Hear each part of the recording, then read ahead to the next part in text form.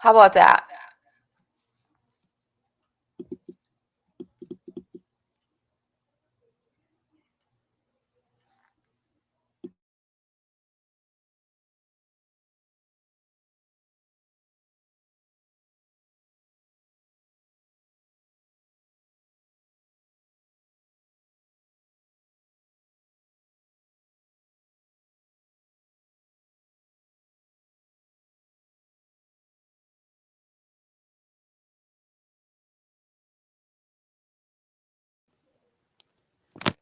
How about that? Can you hear me now?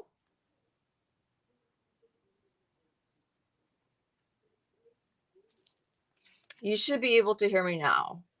I don't know why the volume was, or the mic was off on the my phone.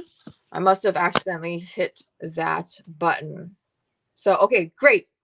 Awesome. I think you should be able, because if I turn the volume on my, or the mic on my laptop, it just echoes. So okay, so you guys are good. Awesome.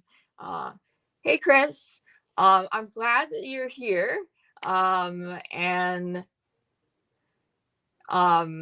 yeah, no problem. You guys can just hang out, and because that's what these crafting sessions are, is you can watch me do the pouring, and then the other thing is that you can then work on whatever you're working on, or this is just a really chill live. It's not about competitions or whatever it is. So all of these things that I have been making, I am going to be selling.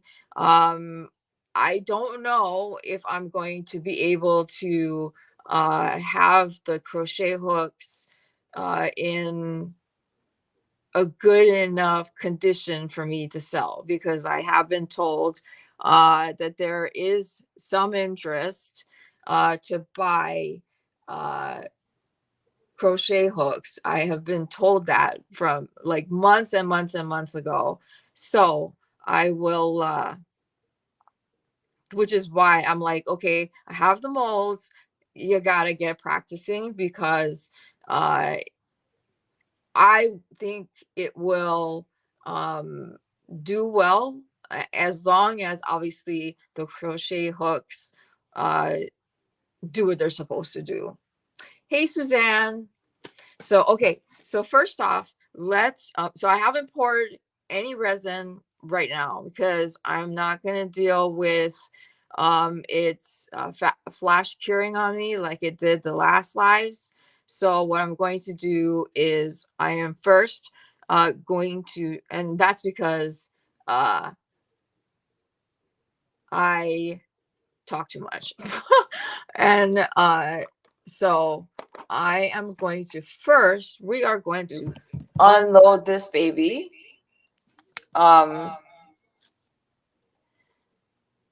And then, oh,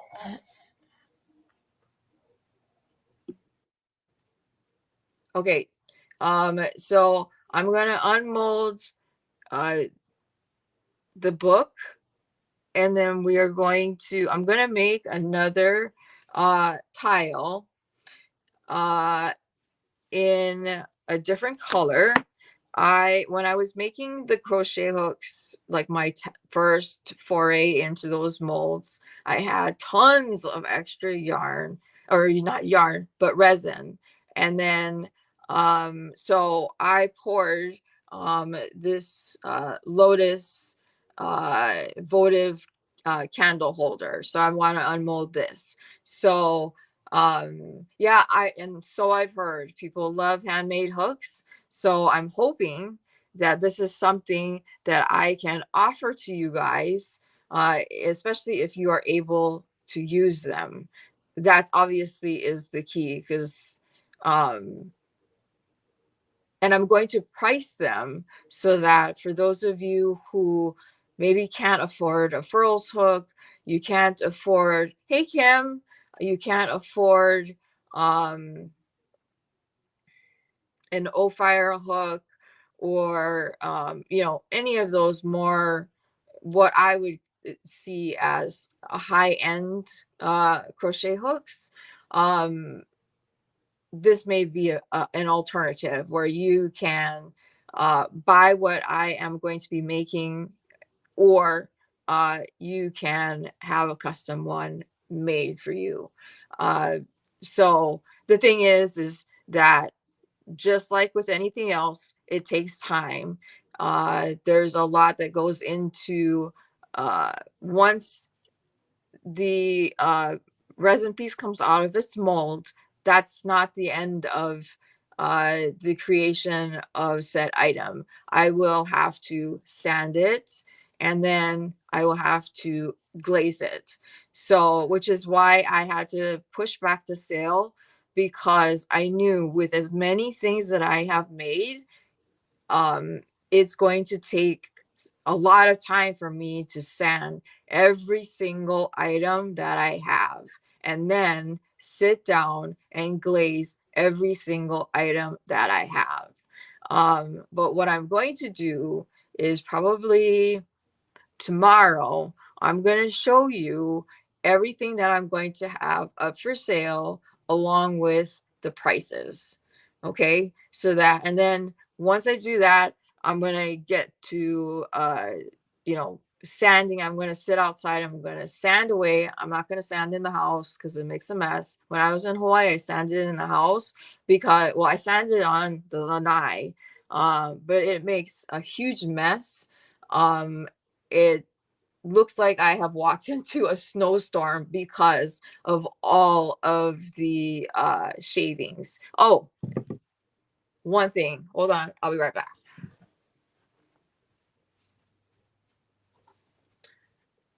So I don't remember who it was that suggested, because I do end up with resin on a lot of my clothing.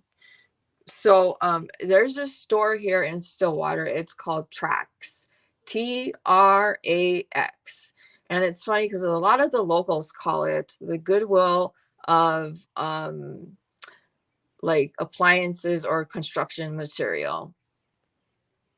And so we go there, not a lot, but we do go there quite a bit, because we have found so many interesting items, and they're all brand new stuff.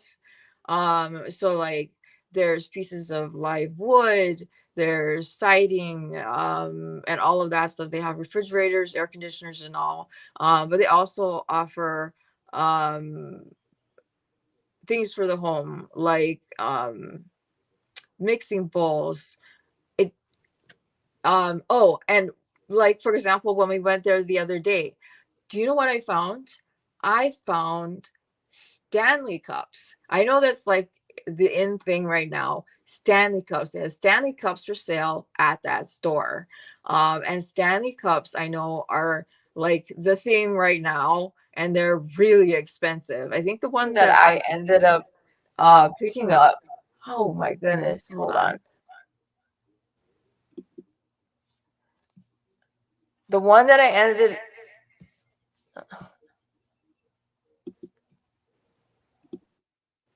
my computer is acting weird. Okay. It's doing things that it's not supposed to be doing. So I apologize if for some reason it like starts to echo and I have to remute. So what I ended up finding is this Stanley cup. It's a 40-ounce Stanley cup. Nothing wrong with it except for the design. And the design really isn't that bad. And I looked to see how much a Stanley Cup is. The one that I got. It is one that I ended up picking up. What if you were to like buy from Amazon or from Stanley themselves? They are like $40+. Yeah, my grandfather, he had a Stanley thermos, and he said he got it like way back, like in the 50s or 60s, something like that, and he used it to bring with him to work. just like your dad Yarny Cat, because it holds hot items and cold items, plus the lid you can use as a cup or a bowl. So I thought that was pretty awesome. Let me go get it. I'll show you what it looks like.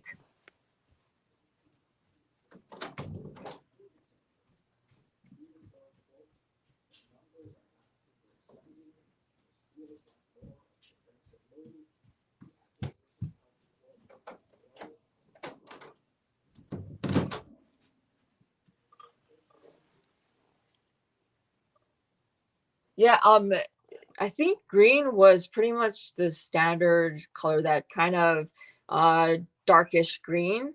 Um, before they became like, you know, really big.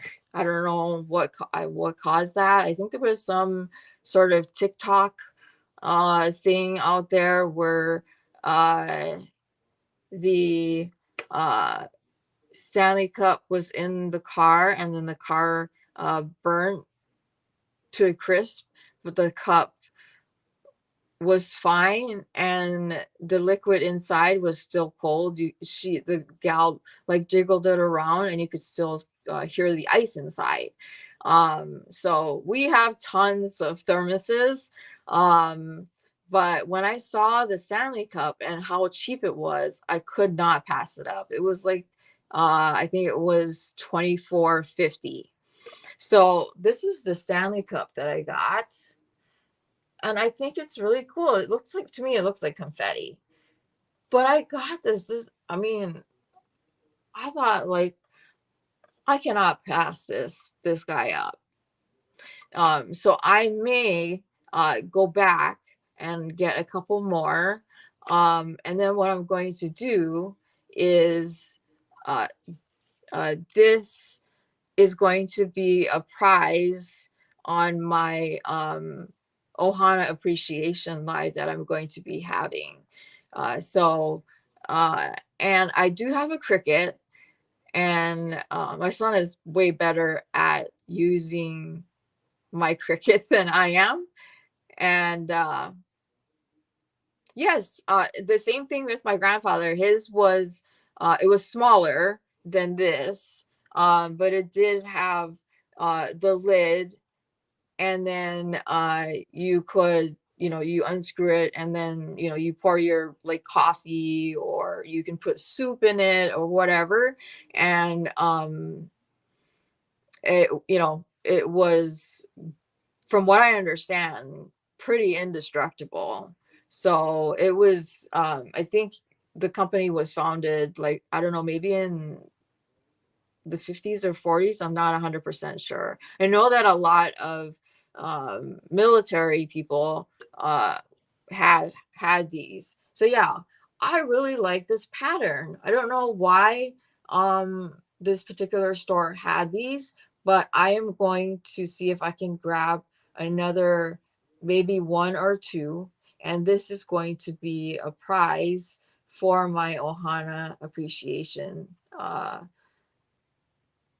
giveaway. So I have a lot of stuff lined up. I actually reached out to Keith um, from Knits All Done. He's the one that makes those power balls, and he is he is so generous, so nice, and he is going to be donating some prizes for my Ohana Appreciation Live. So I don't know what he's sending, but he has been extremely generous before. He was, when I hit, I think it was either my 1,000 subscriber live or my monetization live, but he sent a Powerball. That's like $150, guys. But he sent a Powerball. So yeah, he is an amazing person. Um, and so I am excited to see what he sends. So anyway, so um love this. I am going to use it, fill it up with some water and all that stuff. So no worries. No worries. Yeah, my internet is the same way. I live outside the city limits and it buffers and it's just like, come on. Especially when you like you go to a live and you want to hear what everybody, what the person you're like watching is saying. So, okay. So there's this and so the other thing is um as I had said, I have gotten so much. Hey, Zoila, I gotten so much resin on so many pieces of my clothing. I mean, I think over 3/4 of my clothes has some sort of like resin all over it. And I don't remember who it was that suggested getting some sort of smock or an apron. So at that same store, Tracks, I picked up an apron. So, and it's in my favorite color. Um, this is it, and it's really cute because it's got like this uh little like flare on the bottom, so I'm gonna put it on. And then I've got these coveralls. I bought this super cheap off of Amazon and it is so comfortable. So it's this nice dark green color, and I have to buy more because it's super lightweight. So I'm going to put my apron on. I'm going to put it up a little bit on the higher side so that I can try to cover as much as I can. And the fun thing is it has pockets, and the apron I got from this particular store was 99 cents.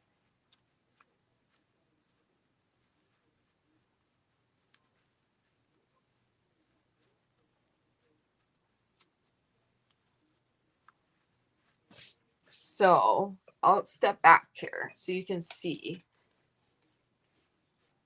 So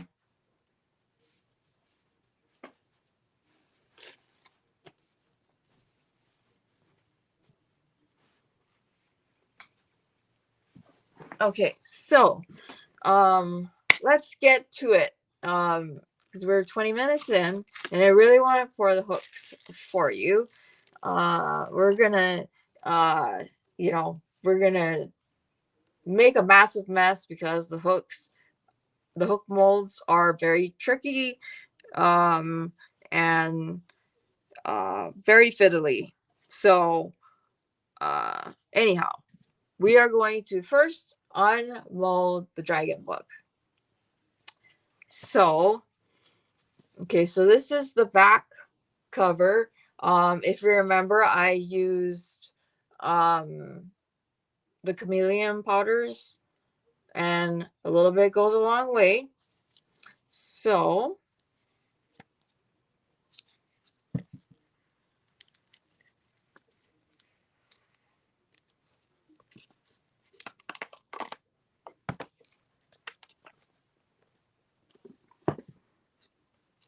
that's what the back cover looks like. You can see the pretty shift. And yeah, and you can see the holes here,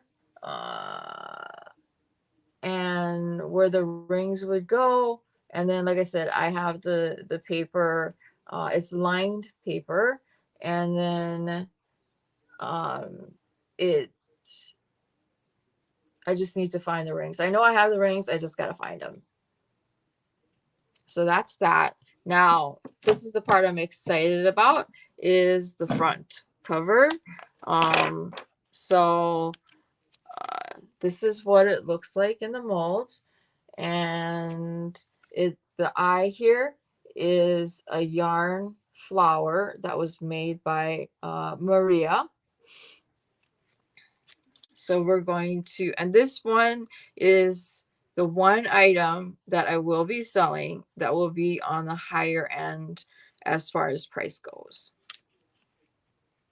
because it takes a lot of resin and it does take a lot more effort to get everything, you know, as far as the chameleon powders or whatever it is, into the mold. Please, please, please work. Okay, because I had a specific look in mind and it came out exactly the way I wanted it to. It is super stunning. Ready to see it? Okay, so this is the mold. You can see there. And this is what it looks like.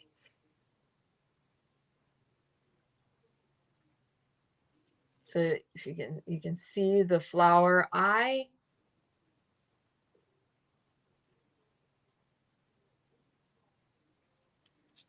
So this is what it looked like when it was, you know, in the mold, when I was brushing on the chameleon powders. And then this is what it looks like when I came out of the mold. And it's kind of hard. Can you see the shift in the colors? So it's got this uh, green color. That's the bottom. And then this one, I think this one is called gold. And you can see the gold with that kind of pretty peachy color. And then the flower. So how it would work.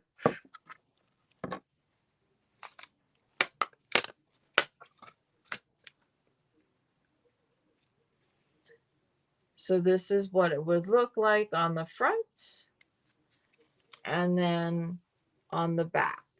And then, like I said, I have the papers and I should have the rings. And as you can see, you know, the rings match up really well. And this is exactly what I was looking for. It came out looking pretty flippin' amazing.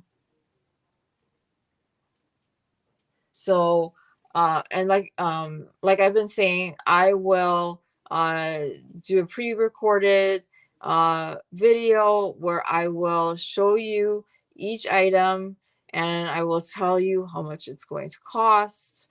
And then yeah, and then when we do have the actual sale live, I am hoping that one of my mods will show up so that we can that they can help me keep track of who does end up buying something, and then and all of that stuff. You know, and how, you know, how to get a contact me with me, and then of course um I will be giving you guys the rules and all of that stuff on how it would work so that it's fair. Okay, so yeah, super excited with this. I think it's beautiful. Okay, so enough with that.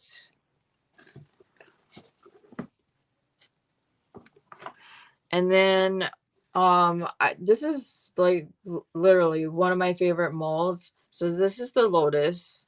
I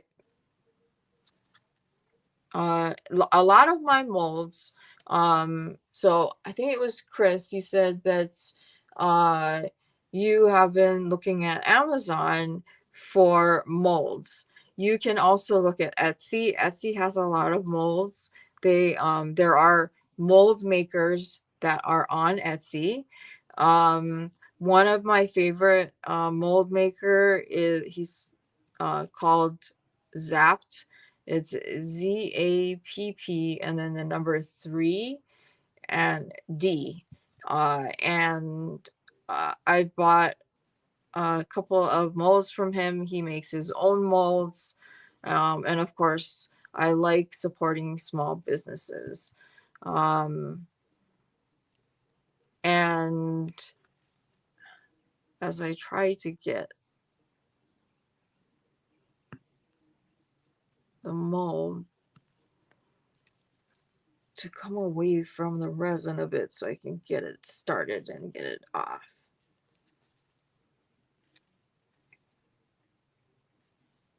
Somebody said to me in one of my lives that you guys like watching me pour the resin because then you can see how much work goes into making the pieces. And just like with you guys crochet stuff, that if you do, because I know that some of you don't sell your finished objects, or or you don't even say like, hey, I'll make this for you, even if somebody might ask. And that that it you know it should be priced appropriately.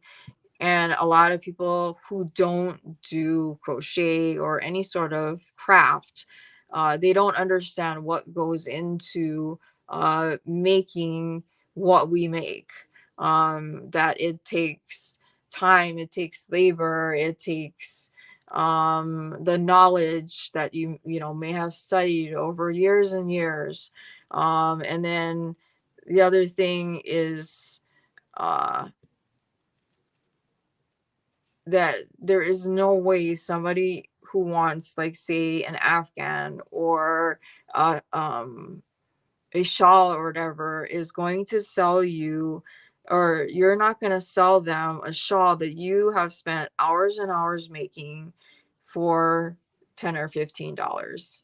That's not okay. And for me, I will tell them, no, I will not sell you an Afghan, for $30, because making an Afghan takes a long time and it takes a lot of yarn, and yarn is not free. I wish it was free, but it is not free. Um, and this is not, I'm going to take my glove off and that might help.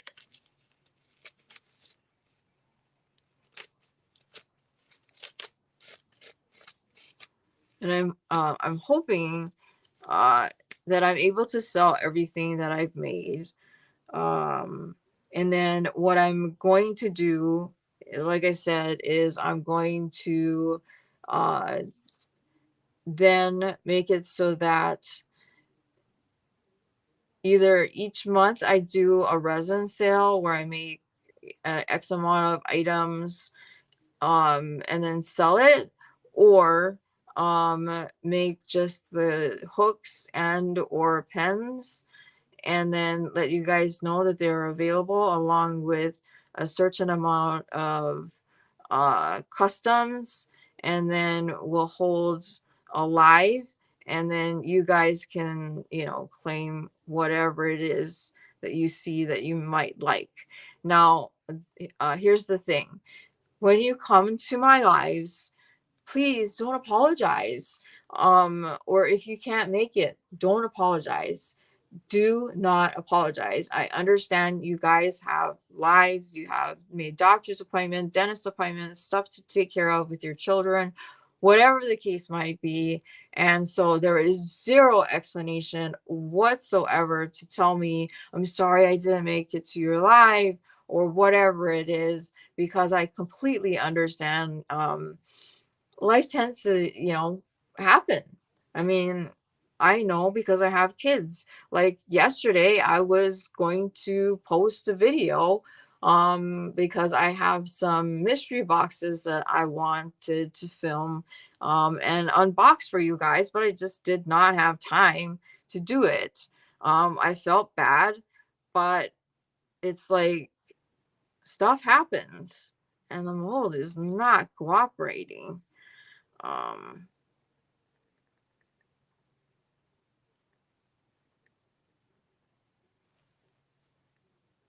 that's the one thing with having fibro and my chronic illnesses is, number one, fatigue, and the fact that my hands do not have the strength that it used to get what I want out of each mold.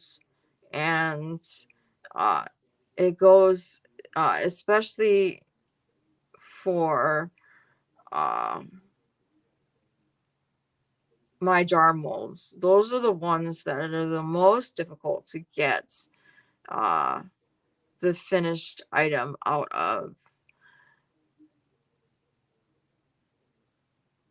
But once you get it started, it's fine.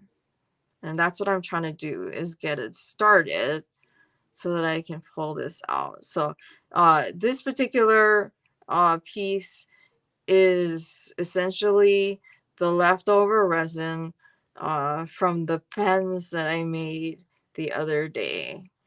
And I don't want to throw it away because resin is expensive.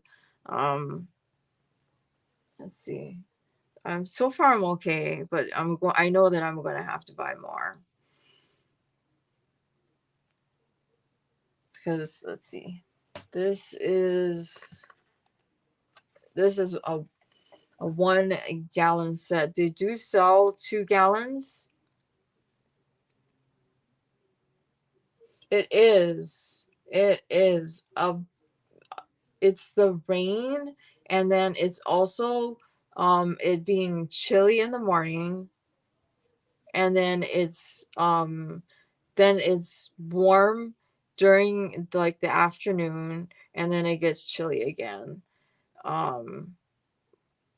My body is like, what are you doing to me? So I'm gonna see if I can. No, is not going to work.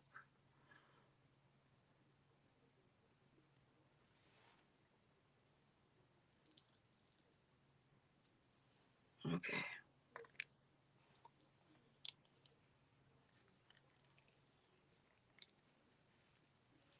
Okay, so I got it started. Wait, I slipped a toothpick in there.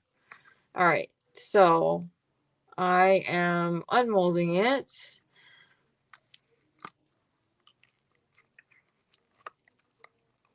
And this is a mica powder. The color is rose gold.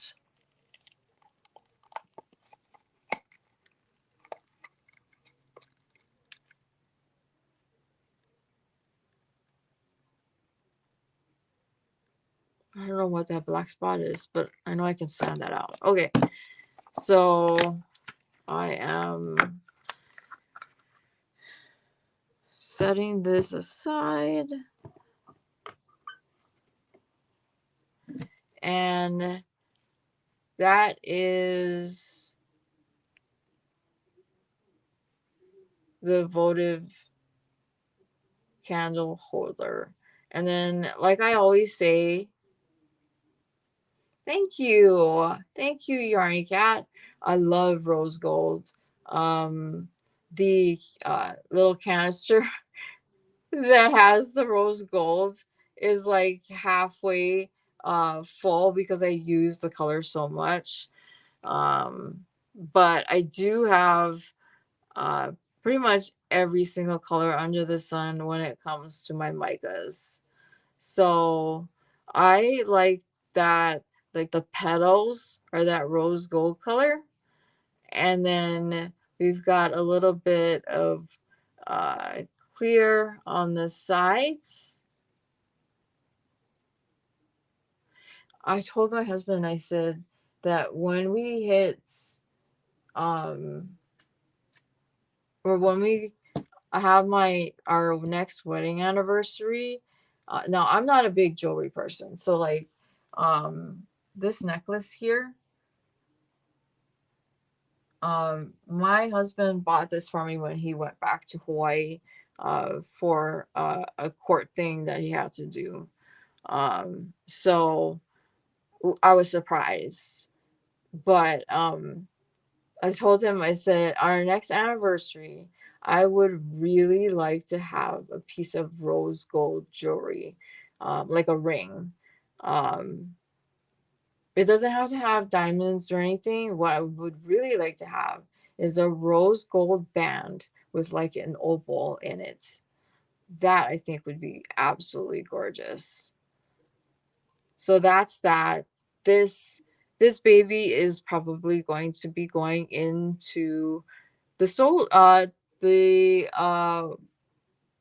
items that I will be selling, because it came out amazing. So yeah. Okay. Okay.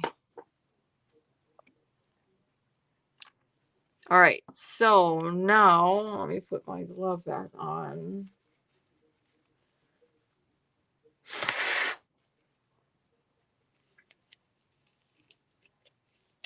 Oh, garnets are gorgeous. Gorgeous. Um I do love my birthstone. So I'm a September baby. I'm a Virgo, so I do love my sapphires. I love the blue ones. But my husband did buy me a sapphire ring several years back, but the sapphire was pink, so it's very unique. Uh, I can't wear it because of my fibromyalgia has made my fingers like balloon on some days. So I had to actually had to have it had to have the ring cut off of my finger. So oh well, that's I didn't well, of course I don't know all of the birthstones, but garnet uh is beautiful. And January is a really fun birthday month because my husband's birthday is in January, and my best friend in Hawaii, her birthday is in January. Oh, okay. um my fingers are super small. um So I may have to, when I get the ring resized, I may do that. I'll ask them if they can make uh, when they get it resized, I'll ask them to make it a size bigger.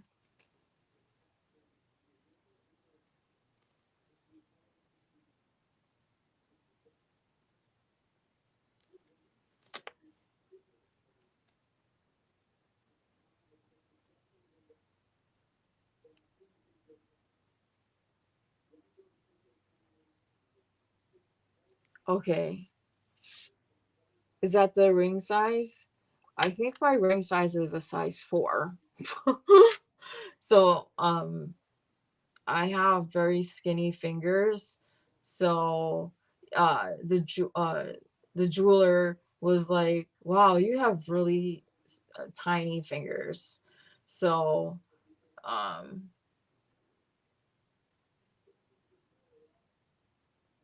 that's really cool, Dawn. That is really, really cool.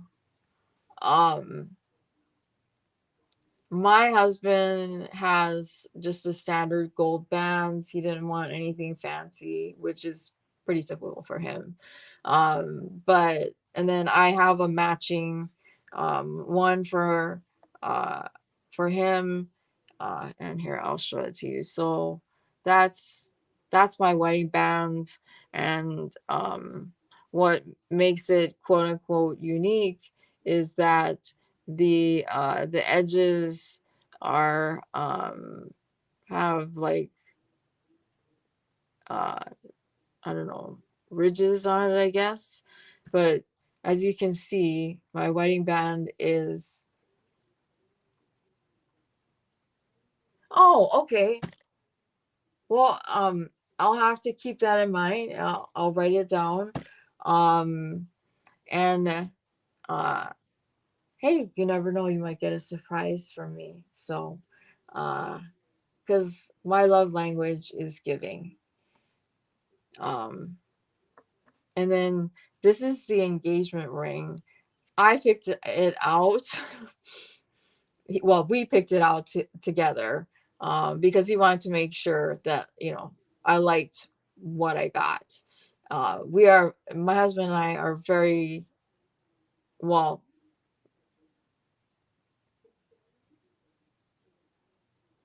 Yeah, and to me, simple is also beautiful. You don't have to have all of the, bling or whatever it is.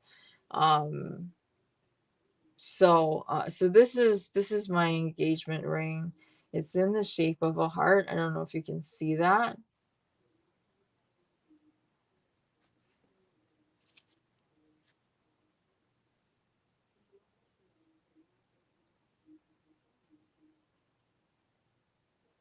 So I picked it out, and 20 plus years later, here we are. But yeah, he had me pick it out because he said he didn't know what to pick. So he and I went to the jewelry store together. I picked out the one I wanted, and then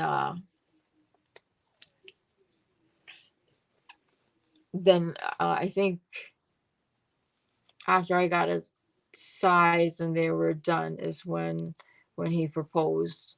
Um, we knew each other via internet for 10 months. And then I moved from Hawaii to Iowa, and I picked out the rings. The rings were ready in a couple of weeks. And then after that, I want to say, so once we got the rings back, 2 weeks later, he proposed. So, and then the rest is history. So, okay. So what we're going to do right now is first off, I want to pour another one of these. Um and I'm going to try a different white. Um I found this particular white, and it says that it's supposed to help with making the 3D blooms that I've been trying to make. Even though I love the ones that I have made thus far. And that's awesome. That is awesome. I mean, to me, it's like, if you know, right? So, okay. So, this is the white that we're going to be using. It's not going to be alcohol ink. And then I picked out the colors, the alcohol ink colors. Um, the first one is going to be in the color salmon. This is a pastel color. And then we are going to then use, again, the cloudy blue. Really like the cloudy blue. It's more of a turquoise color.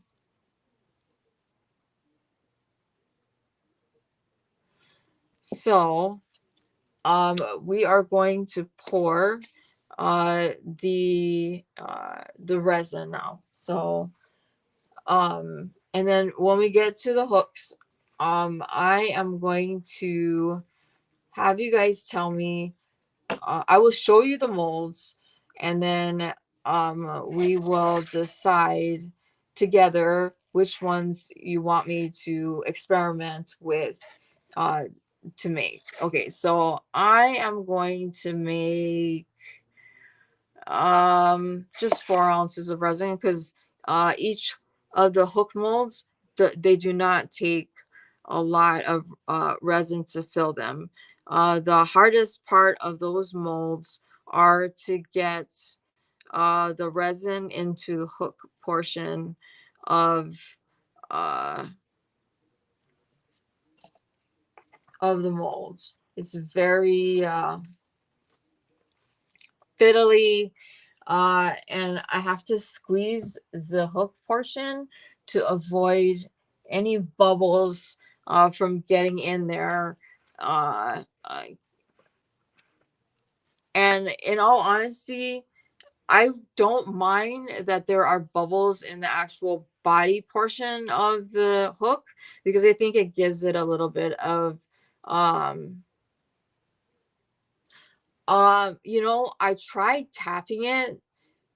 It didn't work. I had to squeeze the tip in order to get the bubbles to come up into the body of the hook. Otherwise, the movement of the resin was not doing what I wanted it to. So I sat at my craft desk, repeatedly squeezing the hook portion of the mold, and the amount of bubbles that came out of that portion of the mold was just craziness. It might work.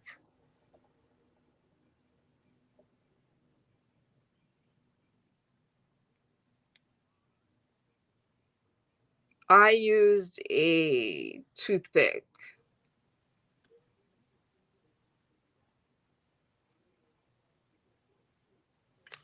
Hold on 1 second. I hear somebody at the door, so just give me one moment.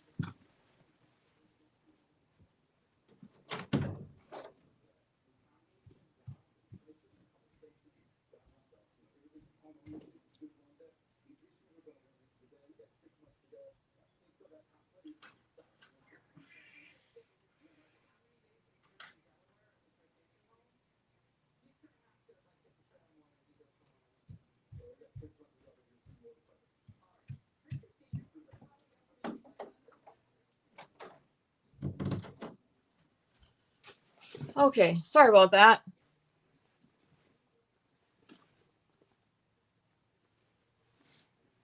Yes, toothpicks are definitely cheaper, and I've got my husband has a big massive box of toothpicks. I think it's got like 500 toothpicks in it. So I'll be making use of said toothpicks. So we probably eventually wondering where all of his toothpicks have gone. So okay, so I poured a total of 4 clear resin, and then I have a question. So if I were to offer as a prize on any of my giveaways a lesson on how just um basic lesson on how to pour resin, would there be any interest, like where I would send you a mold and that you and I could sit down together via uh, video chat, like with like Google Meet or whatever it is, and then you and I could work together on creating whatever you want to create.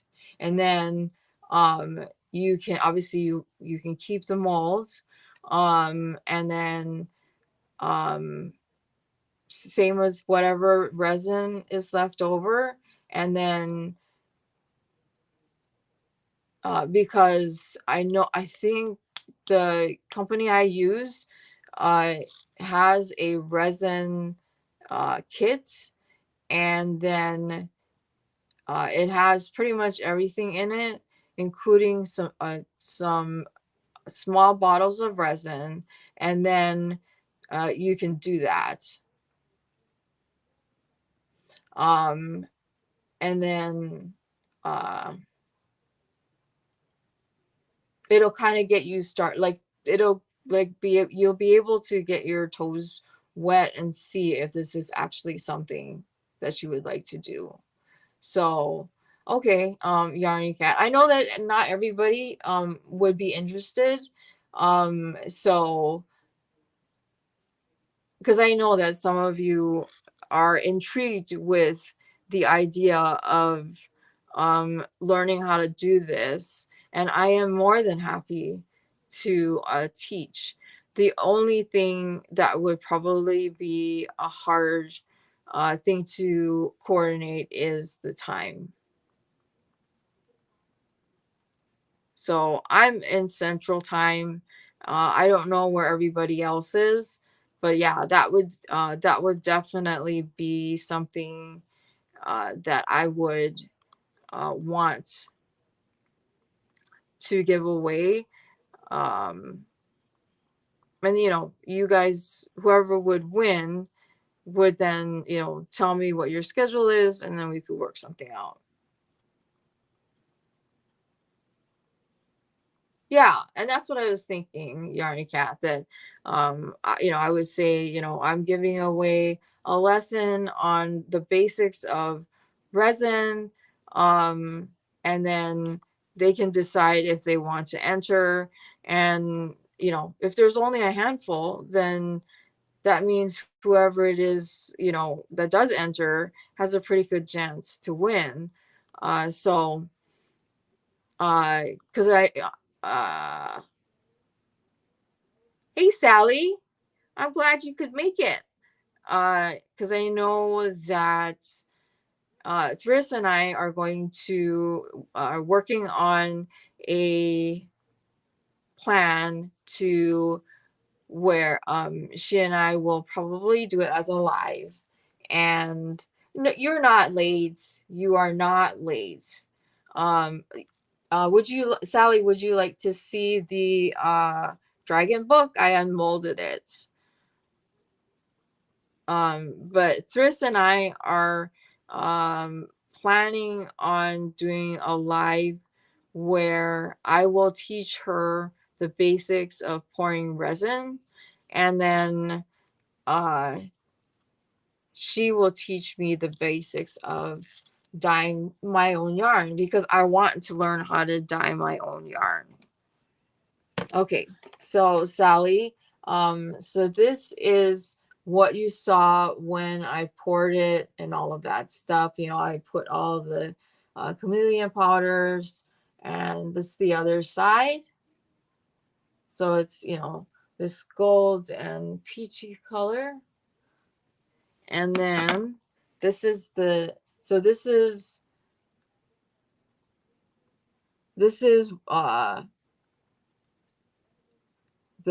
back side, and then this is what my dragon cover looks like. You can see this is a yarn flower. Hey, Diane.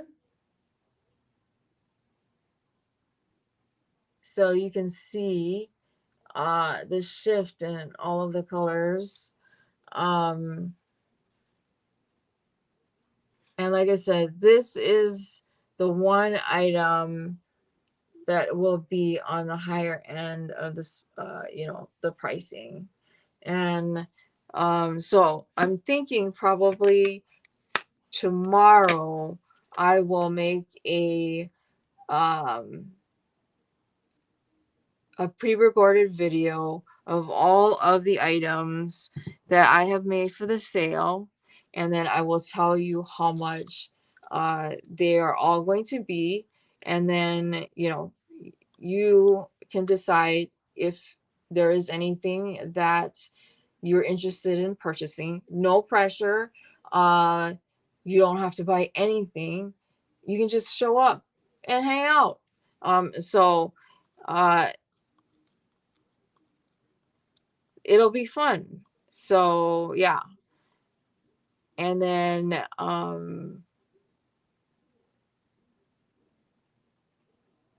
I know I have a couple of mods, and hopefully they'll be able to show up and help keep track of everything. I will write it down, obviously. But yes. I'm excited to do the sale. The thing that I'm not excited about doing is all the sanding and glazing. So I'm just mixing up I am mixing 4 ounces of clear resin, because we're going to be pouring another one of these with a different kind of white. It's this here. It's called Bloom. Awesome, Diane. So uh, so there, I'm going to be doing my resin sale. And then when I do the Ohana appreciation, right now it's scheduled for an evening live. And then the colors that I'm going to be doing for this is going to be cloudy blue, which is, I think, a more of a turquoise color. And then this one is called salmon. So another pastel, like orangey color. So I'm just finishing up. We're almost there with the stirring.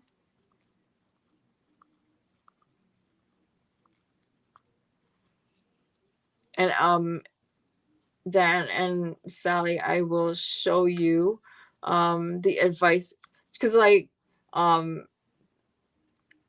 for a while I was not wearing gloves when I did this. My hands were covered with like color, kind of like, you know, like Thriss always says in her videos, I apologize for all like the dye that I have on my hands. The same thing went for me. I would have dye all over my hands. So I got a box of gloves. I'm gonna have to order more. And then I did get an apron, so in hopes that the resin will not get on my my clothes as much as they used to.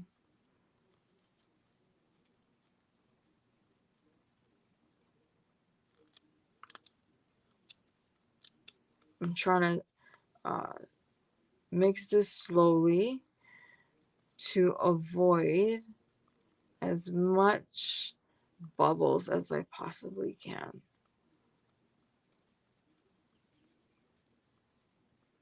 And thank you everybody for showing up. I really, really, really appreciate it. Hey, Christy, thanks for coming.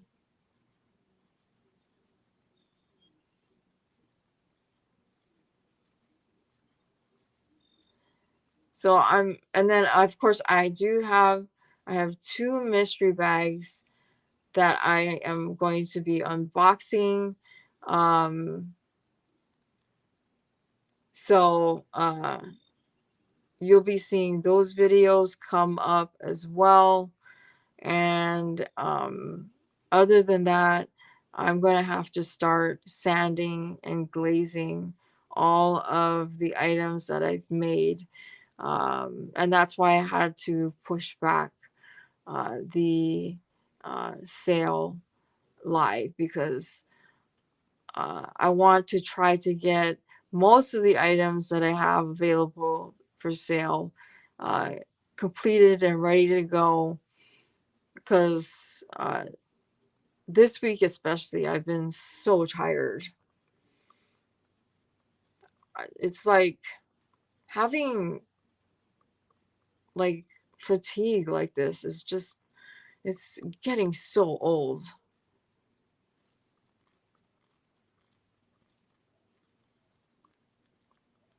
And I may have to, unfortunately, have to have another surgery. Oh, I am not growing old gracefully. I think I'm just falling apart. Yes, I do sand outside. So I would sand everything outside, and then what I would probably do is then bring and then rinse off all of the dust from all of the items, and then dry them all off, and then glaze each and every one with my UV resin, and then take it outside because I've got 2 extra silicone mats. Put it on the mats and let them sit outside for half an hour. I really need a dang UV lamp. Um, I have one on my wish list that keeps getting longer and longer, but I really need I really want to get the one that's made by Let's Resin, because from the reviews it looks like that's the best one that's available. But I want one where I don't have to take my pieces outside. I want to be able not to have to take all of my items that's outside. I want to be able to glaze my items and then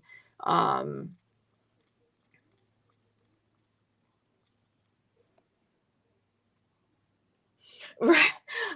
That's what I've been uh getting the gist from everybody, is that they are super excited to see my hooks and how they turn out. So practice, practice, practice, right?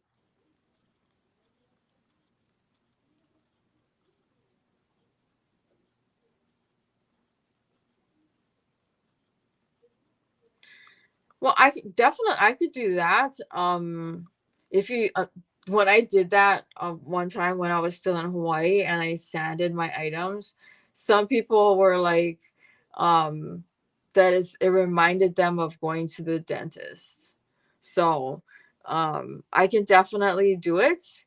And then just kind of put a trigger warning that if you don't like the sound of the drill, because it may trigger anxiety, because I have anxiety about going to the dentist. So if that's not something you want to endure, obviously, don't I wouldn't want you to come to the live. I don't want to cause anybody harm.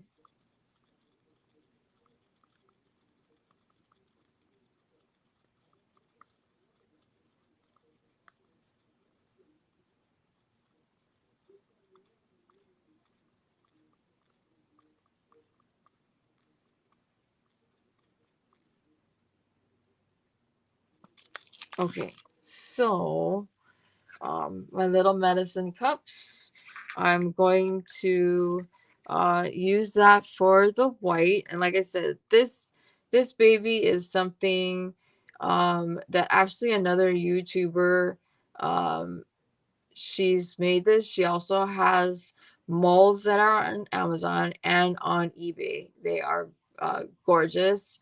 I really want to get one or two of hers. So I don't know. We'll see. So it's called Bloom, and it says highly pigmented white pigment paste for creating 3D blooms in resin. And the instructions said add one um, drop of bloom pigment. Um, bloom pigment paste to every 10 grams of resin. Mix well. Okay, so we're gonna try this. So, um,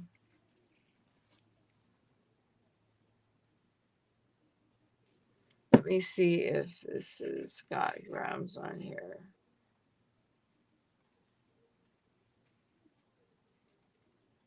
Grams, ounces, tablespoons.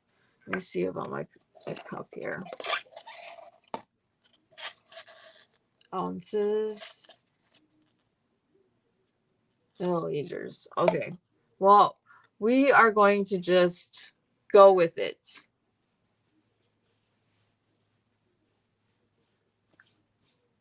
And oh, you Diane and Sally, you did not see. So I don't know who, like I said, I don't know who it is that said that I should get like some sort of smock or an apron. So I got an apron um to save some of my clothes.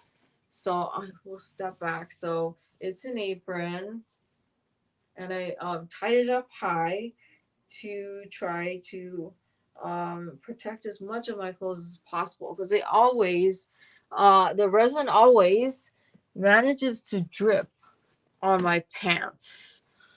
So, and it's in my favorite color, blue. And then I also got these coveralls, which are super, super comfortable.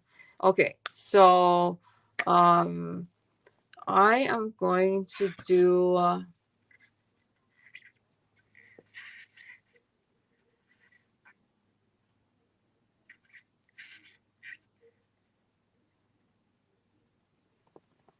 Sorry, I can't see it because it's clear.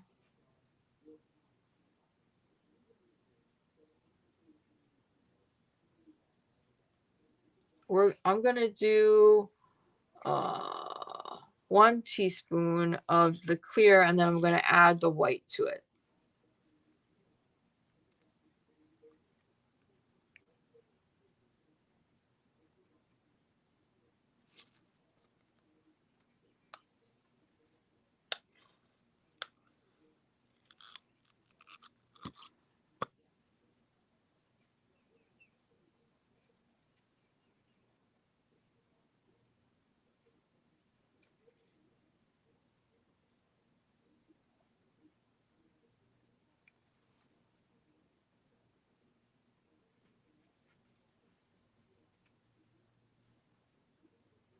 Okay, so I think I've got it.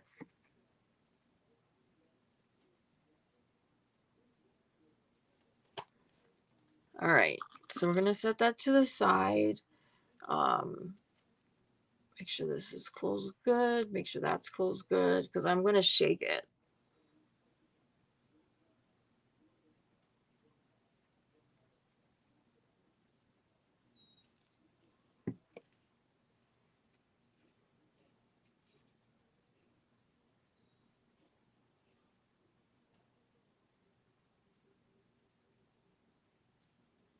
Okay, so I don't know if you guys have heard of the YouTuber. Um,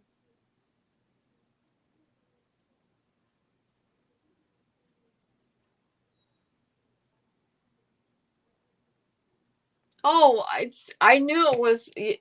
Thank you, Dan. Yes, I kind of figured it was you, but I couldn't remember. So I got it at this place called Trax, the apron, and I paid. It was like $1. It was super cheap. So, and tramadol does nothing for me. My rheumatologist, when I saw him last, he knew that I was in a lot of pain. He asked me if I wanted some tramadol, and I'm like, that doesn't do anything for me. Yeah, they will not come off when you get the resin on something that is not silicone, it's stuck there forever.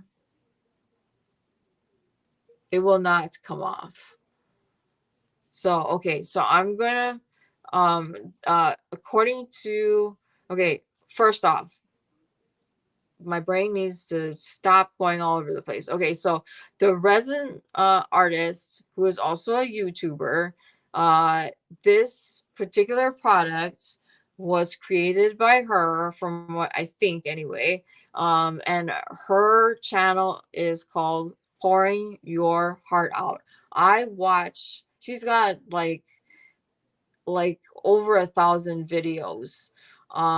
So I love her channel.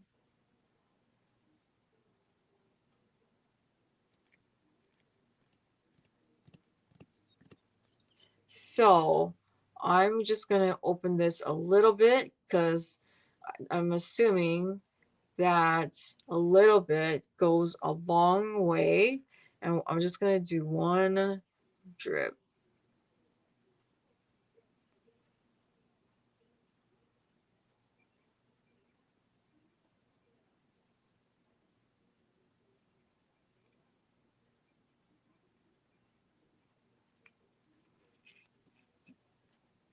And I'm gonna mix it up and see what it looks like. I'm gonna use the toothpick. Okay.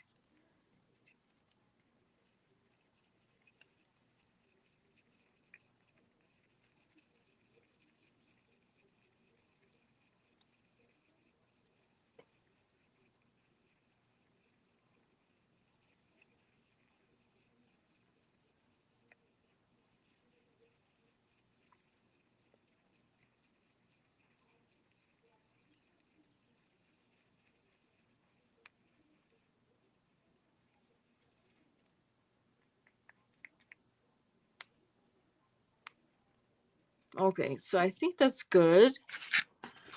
I'm happy with that. So this is the white.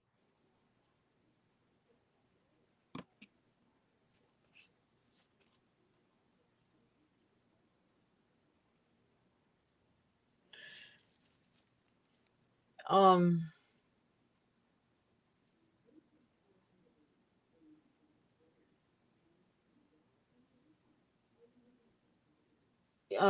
Cat, I totally understand that. I get it.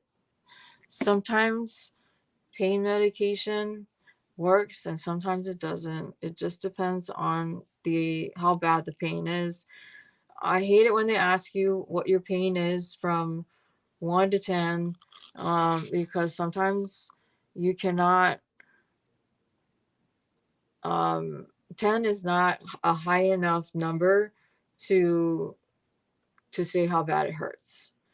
I think it's a really cruddy way to measure pain, but it is what it is. Okay, so now we're going to put the clear resin down into the mold.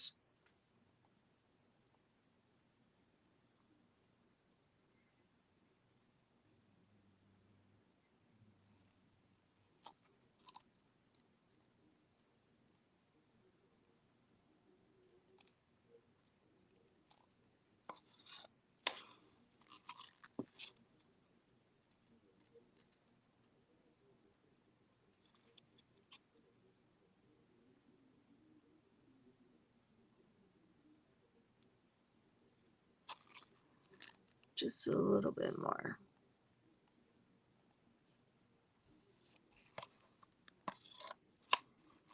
All right. Okay, so now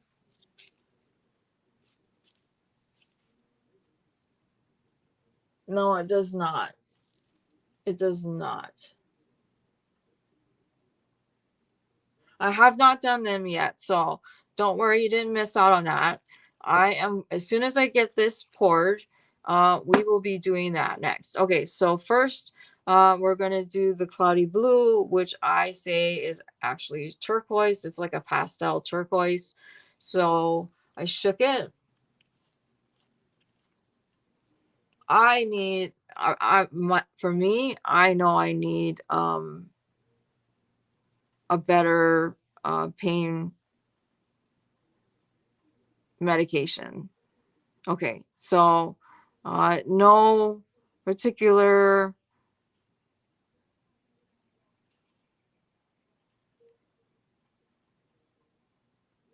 order that I am going to be pouring this.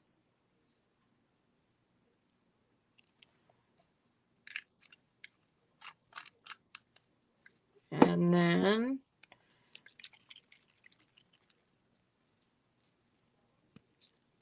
oh, that's awesome. I love turquoise. Okay, now this is the salmon.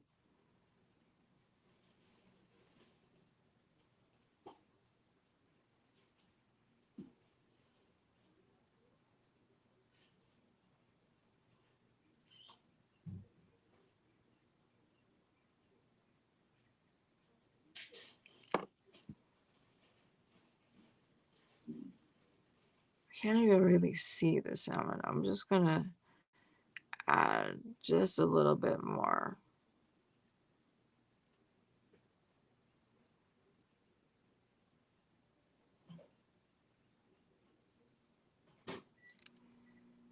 Okay. I'm gonna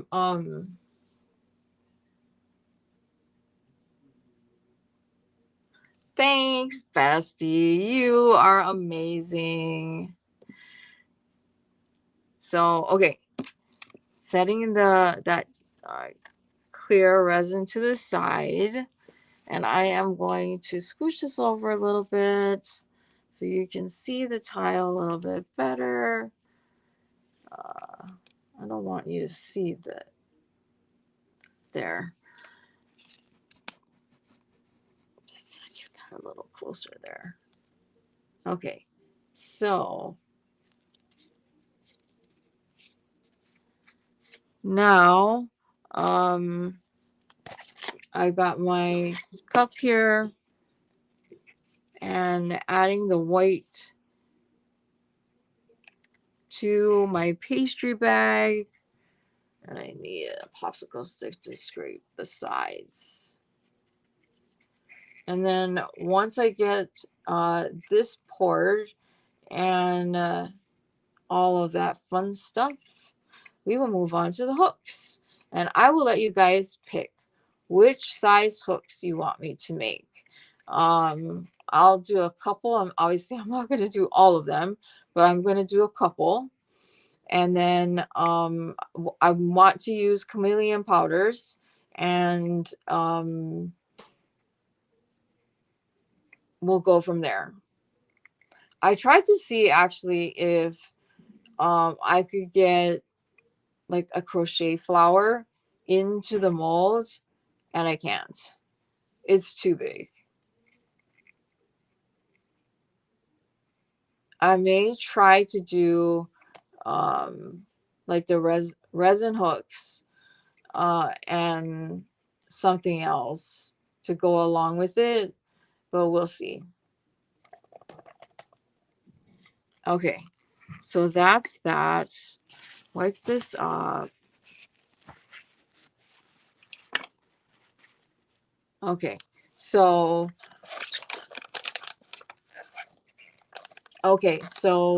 I see a 5mm and then a jig. So I'll show you the hooks that I've got, and then because I'm thinking probably we'll pour four hooks. Okay, so I'm moving the white down to the end, just like if you were to be icing a cake. Twist the top off so that it does not come out. And then I always use a clip. Okay, sounds good. So I clipped the end so it does not come out. And then with my scissors, I'm going to clip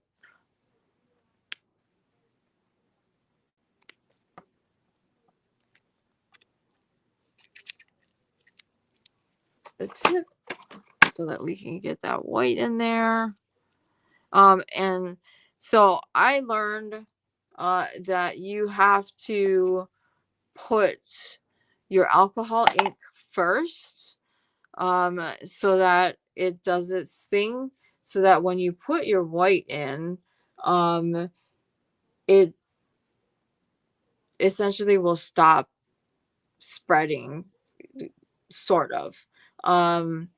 There's another technique that I saw the other day that I want to try, but we're going to do this. We may try to do that technique with this mold or a different mold. So I'm all about trying new things and seeing if it comes out. So okay, and then for those of you who are I did not use alcohol ink as my white. I used this. It's called Bloom, and it is I think like helped formulated by another YouTube creator called Pouring Your Heart Out. She is a resin artist as well. She makes some of the most beautiful pieces that I have seen. I love watching her videos. So you should check her out. She sells molds as well. She has molds on Amazon and she has molds on eBay. The only thing is that she's in Australia, so shipping is expensive if you get it on eBay. She doesn't have a lot of molds available on Amazon, so that's just an FYI.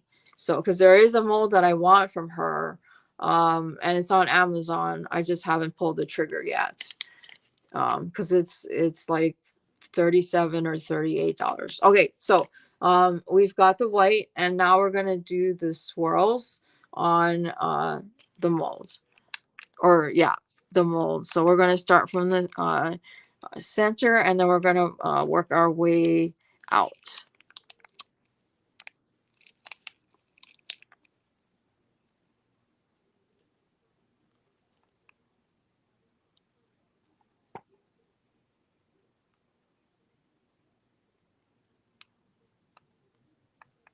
And the other thing is that um I have been what I've been doing is, so like as I go along with uh the pouring of my resin, and I'm done with the cup that I'm using, what I do is I use the cup as my garbage cup.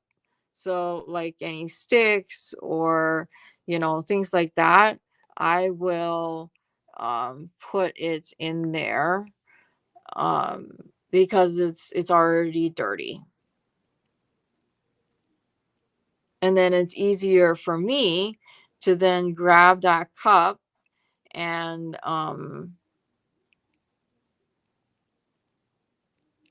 toss it into the garbage.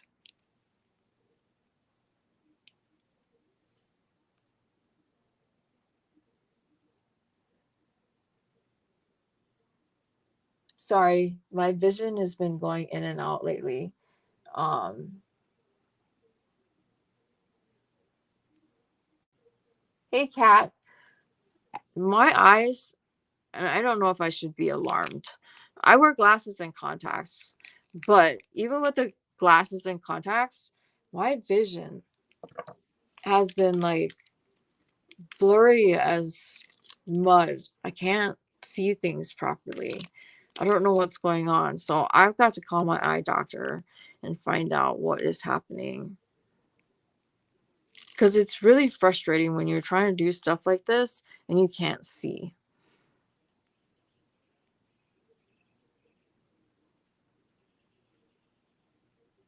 Okay, so I think I have gotten every bit of this white out. Okay. Last time I had my eyes checked was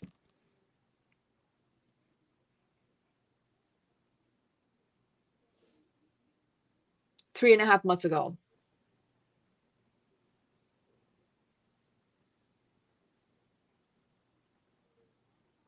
Yeah, I hope not. The funny thing is that my vision overall has not changed in over 10 years. So, okay, so here is what it looks like right now. And now we're going to do the lines with the toothpick. So, as I always say, when you do this, don't touch the bottom of your mold with the toothpick because um, you're going to end up scratching your mold, and you don't want to do that because then you can still use it. It's just that every time you unmold it, you will have the scratch marks in your piece, and then you're going to have to sand the whole thing.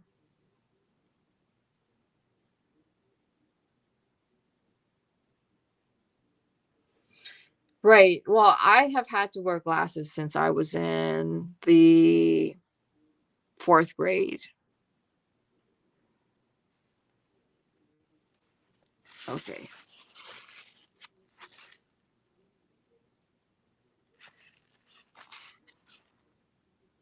And so some fun news. Um we are currently looking at houses because it's so much cheaper here to buy a home. So yesterday we managed to see a couple of homes.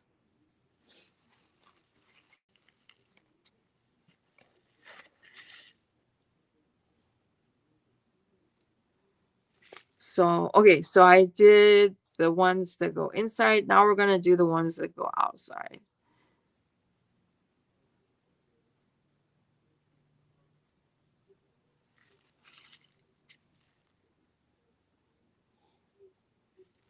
So yeah, I am going to probably uh, give the eye doctor a call. I know, right? I told my husband, I said, once we move, We are not moving again.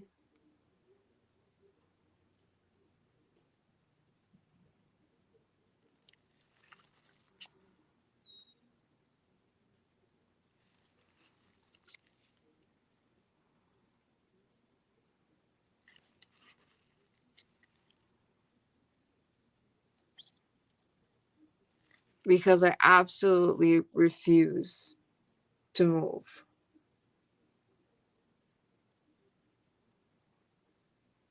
Um, there's a place that we looked at the other day or yesterday that um that we really liked. It was a nice big house, although the appliances were from the 70s. And I liked it. It had a ton of square footage, and um I told my husband, I said, "Oh, we could turn this room into my craft room." He's like, "Yeah, that's sure what I thought." So I'm like, "Why not?" So then I can like fill the craft room all the way to the rafters with yarn. He didn't like that idea. He didn't like that joke either. So all right. Hold on one second. Let me put this stuff away.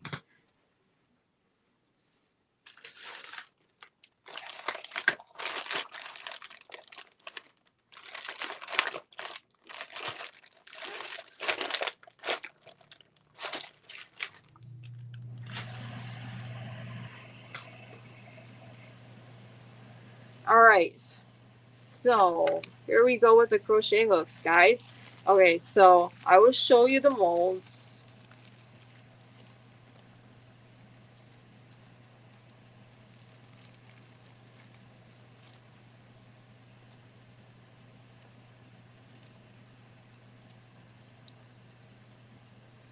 So these are the molds, right? So um, as you can see, you've got the hook end, and that's the portion that is hard to get resin into. Um, I like the, so this here, and then I don't know if you can see, um, there's kind of this line on the bottom that's supposed to stabilize the mold. So this one is,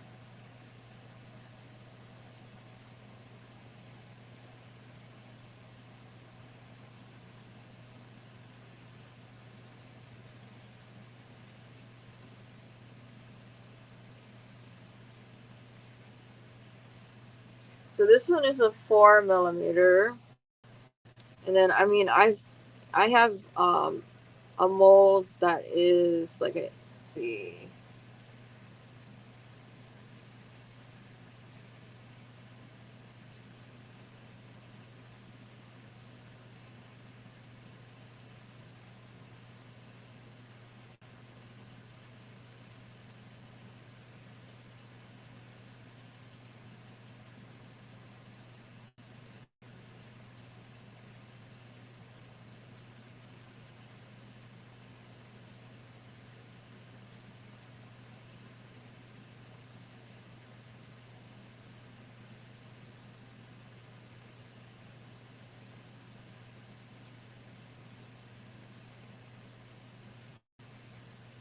I can't see that one.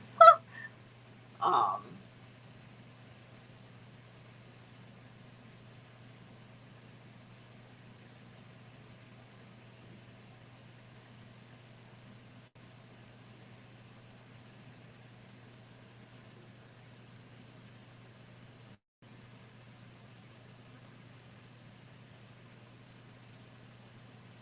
yeah, it's not, because it's embedded and it's white on white, so it's kind of hard to see.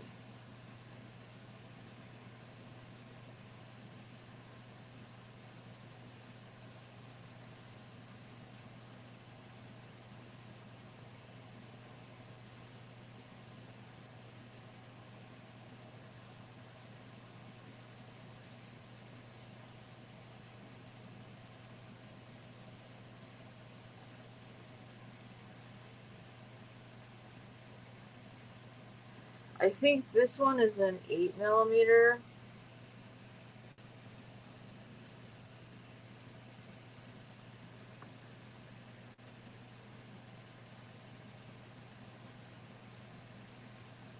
No, this is the 8mm. Yeah, and that's what I'm planning on doing. Um, or just writing with a Sharpie on on the outside on like the piece that has the stabilizer on it, so that I know what is what. Um,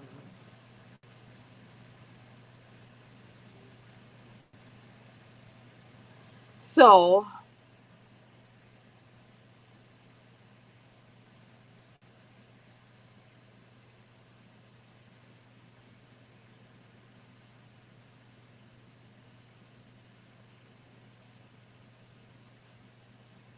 okay, so this is a 6.5.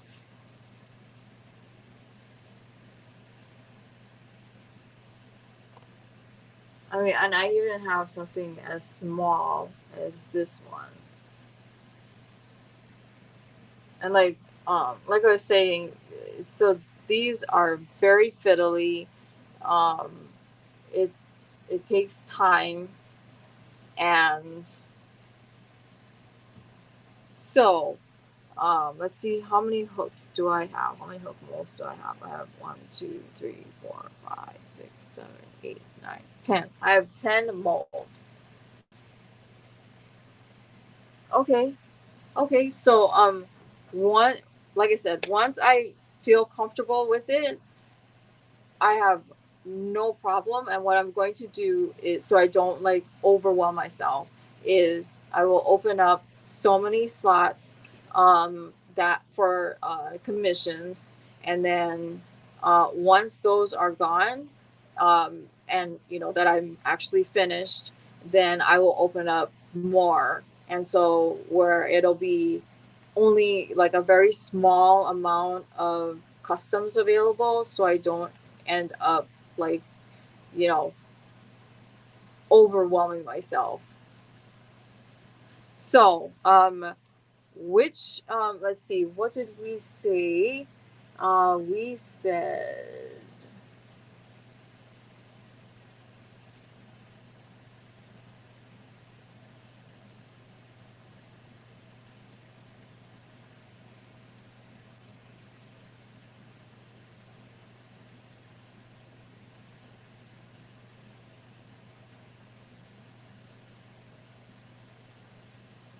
okay, so what size is a J hook? Somebody remind me. My brain is not functioning. Um,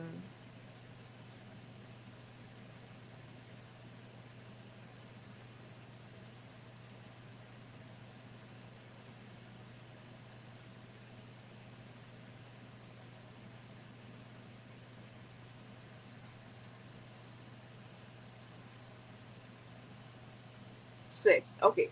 Thank you, Christy.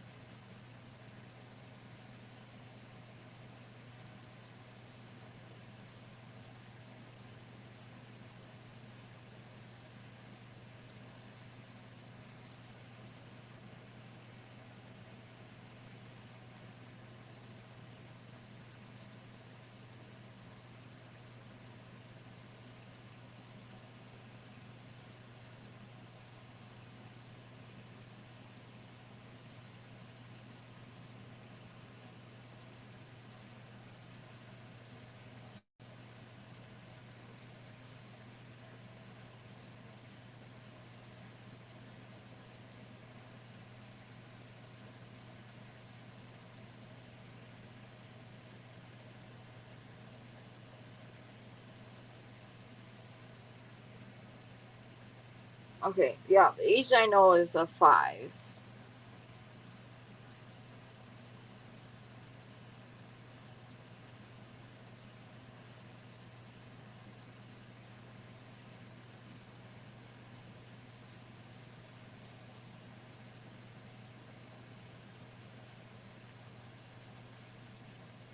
Okay, so I believe this one is a 5.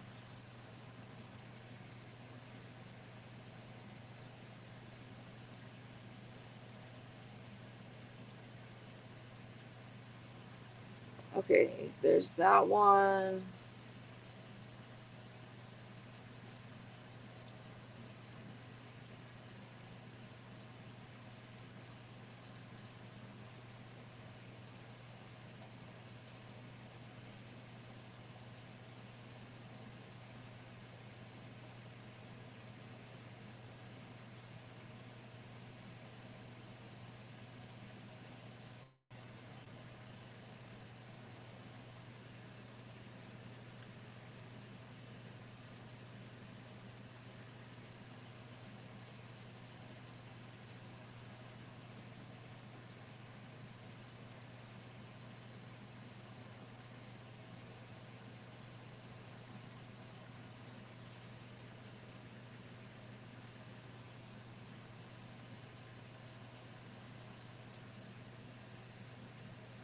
Come on, get out of there. I'm just trying to make sure that the hook is mold is nice and clean.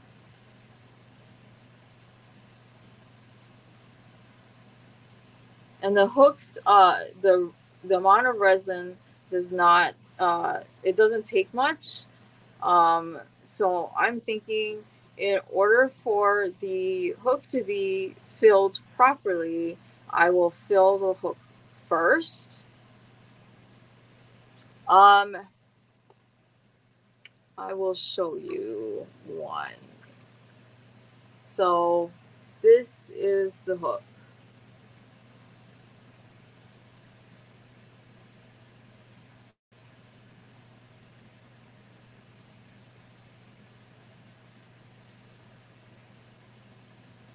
I apologize for the back. I haven't gotten it sanded down, but this is this is a 6.5.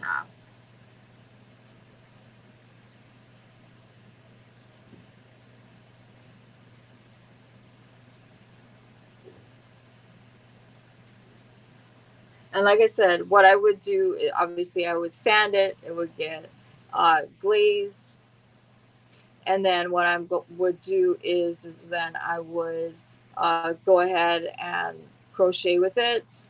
Each one that I make, after I've sanded and glazed it, I will test it. I will crochet with it, and then before I send it out, if I don't like it, I will start again. So let's see.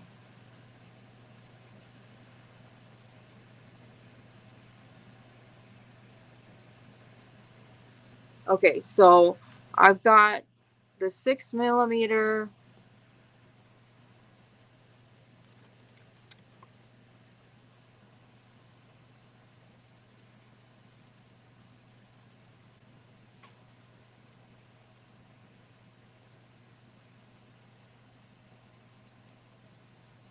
and then the 5 millimeter.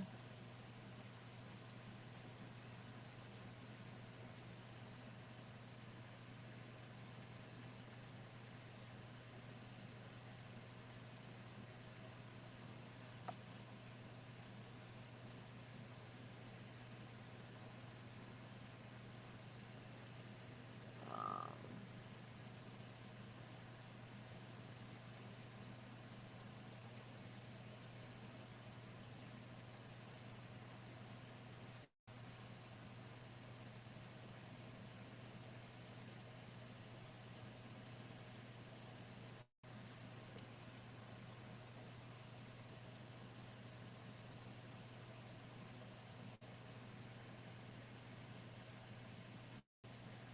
and the 6.5. Yeah, that's what I thought. I just didn't want to be like, yes, they are. But yeah. Um, okay, so let's do these 3 hooks. We're gonna do um this one is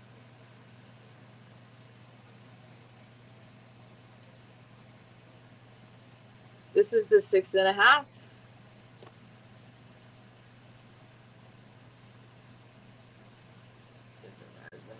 there.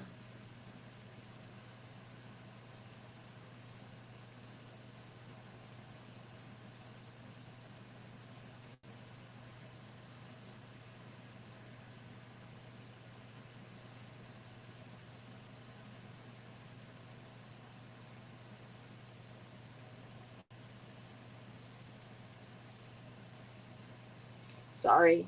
I am just trying to make sure that I've got exactly what we're trying to do.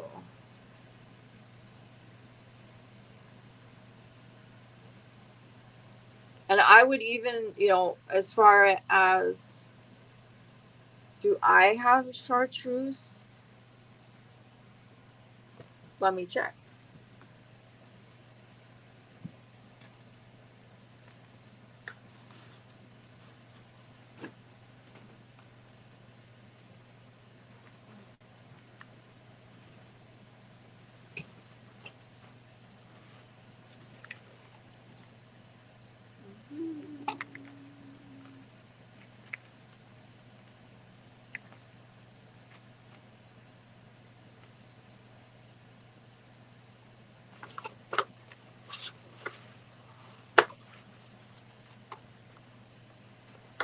Do you have chartreuse threads?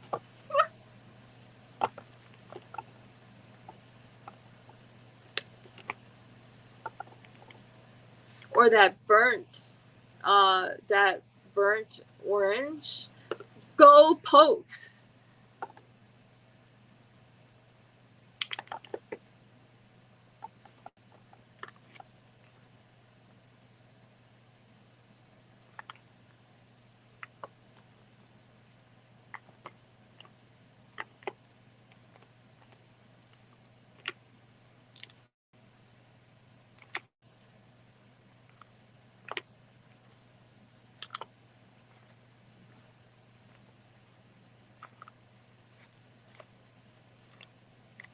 Okay, let me see.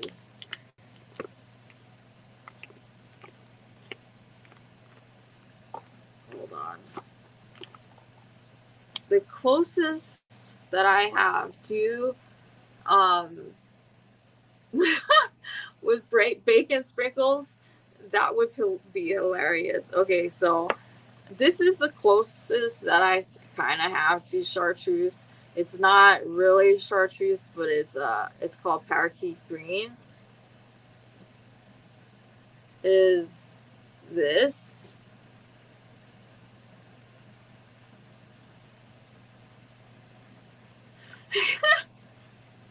Can you now fit your spoon inside of the container?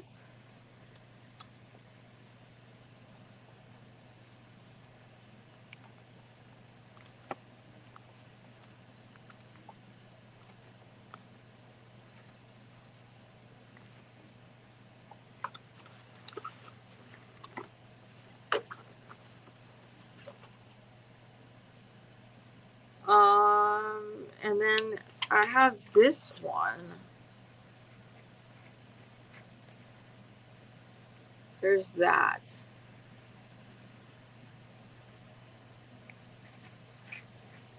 So I'm thinking, okay, so I'm gonna put these away.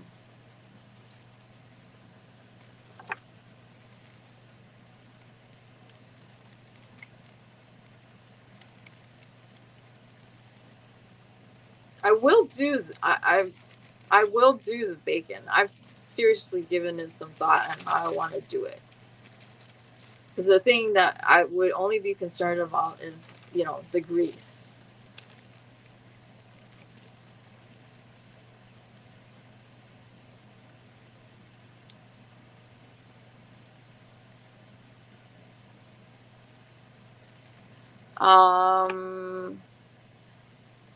Which green? The parakeet green or the apple green. So this is here, I'll show you again. So this is the apple green.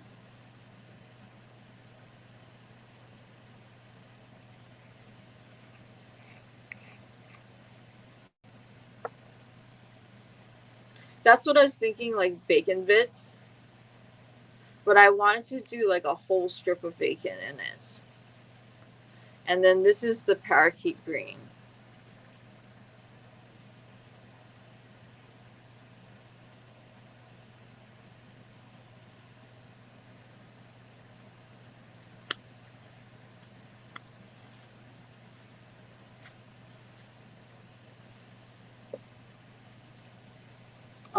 And then what did you say?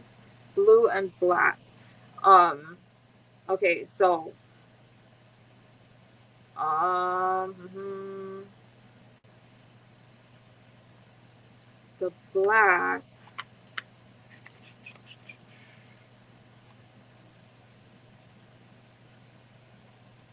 That's blackish green. That's not gonna work. Okay, so okay, I can definitely do the parakeet green. And then blue and black. Now the black, I have, um,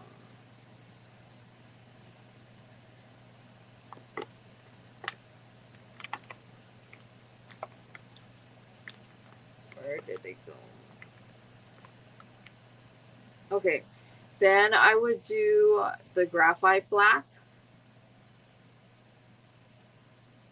Okay, we can do both greens.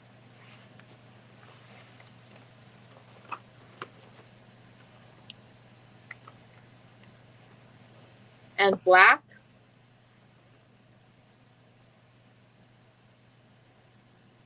I think with those two colors and black, I think to give it a nice little pop of color, with the black, because I have a couple of different blacks, is the silvery ash. Because it's black, but it's got like some silver, uh, a little bit of a silver coloring in it. So um,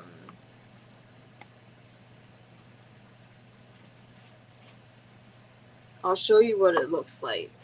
So this is that ash, that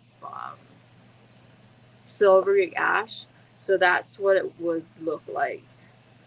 So I think if we were to do something um, like this, would be really good.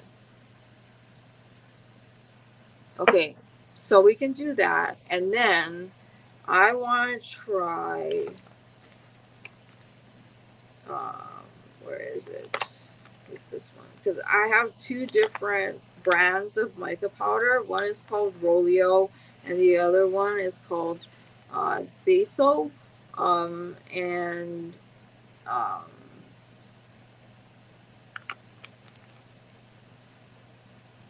and then I'm gonna do one of them.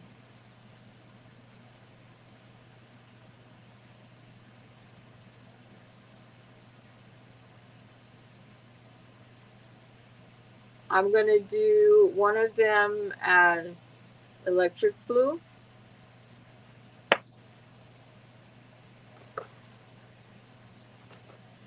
Both green, black, and blue.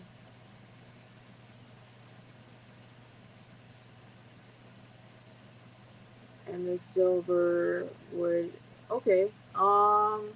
Let's, okay. So we're gonna do one like that. I'm gonna do the electric blue with the 6.5,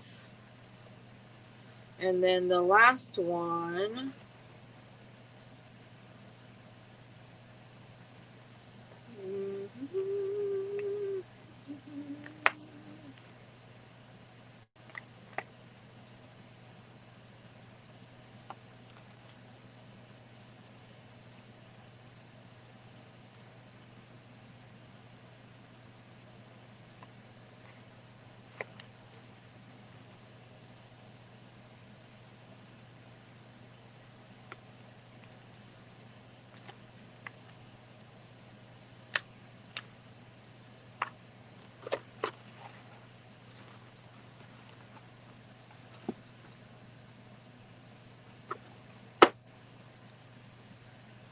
Oh.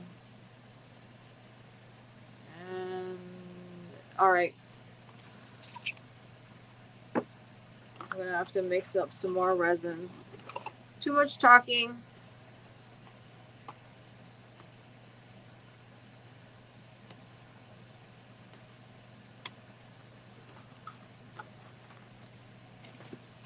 Okay, so to measure out just a little bit more resin.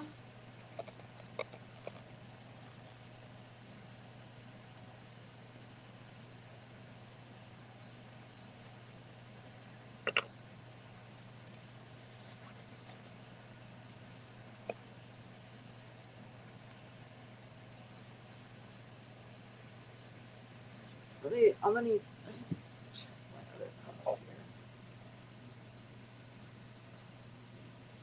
Ah, this will work. This cup will work better. Because I don't need quite so much. I just need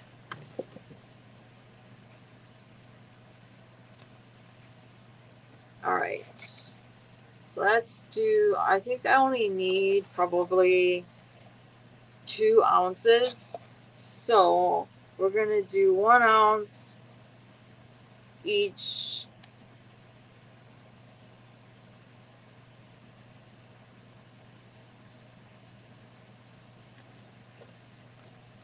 No, you're fine.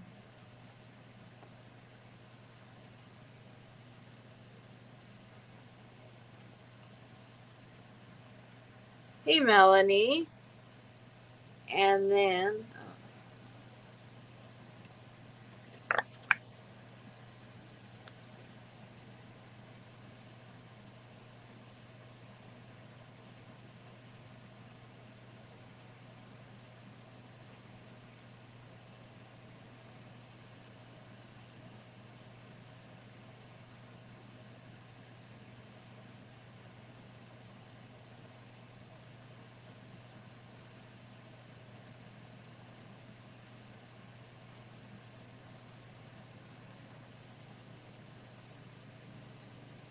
all right.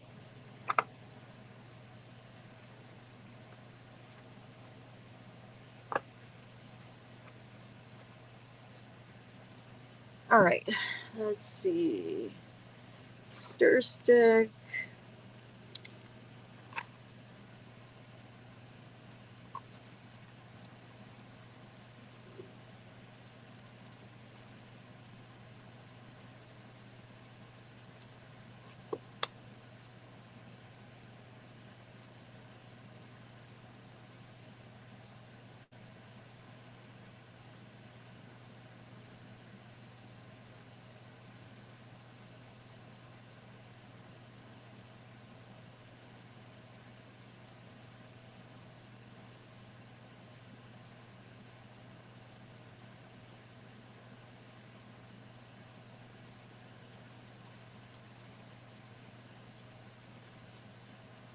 No worries, Sammy. I'm glad you came.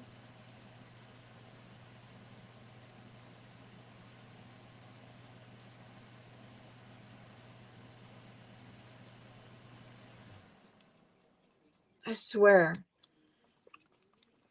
The having forced air for your AC and heat, hey Barb, is like, is it weird that I find it triggering? I find it, I feel so ridiculous that I find it triggering. Because the sound is so loud. And loud noises triggers my PTSD.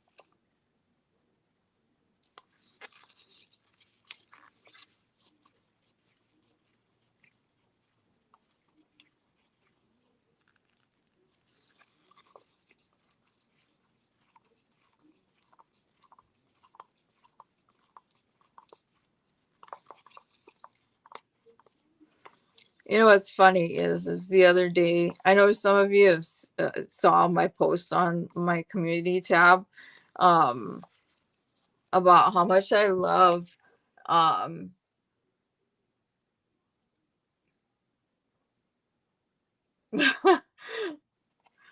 um, I I love Taylor Swift, and I also love Blackpink. They're a K-pop group, and so so like they're Swifties, and then Blackpink, they call themselves Blinks, and I was thinking to myself, wouldn't it be fun if I started another channel and reacted to like all these music videos that are out there in the YouTube streets, and just like figure out a way to get the videos up with my computer and then comment on all those videos, um, just as a like non-thinking sort of channel, um and just because I love music so much, um but I don't think mentally, I don't I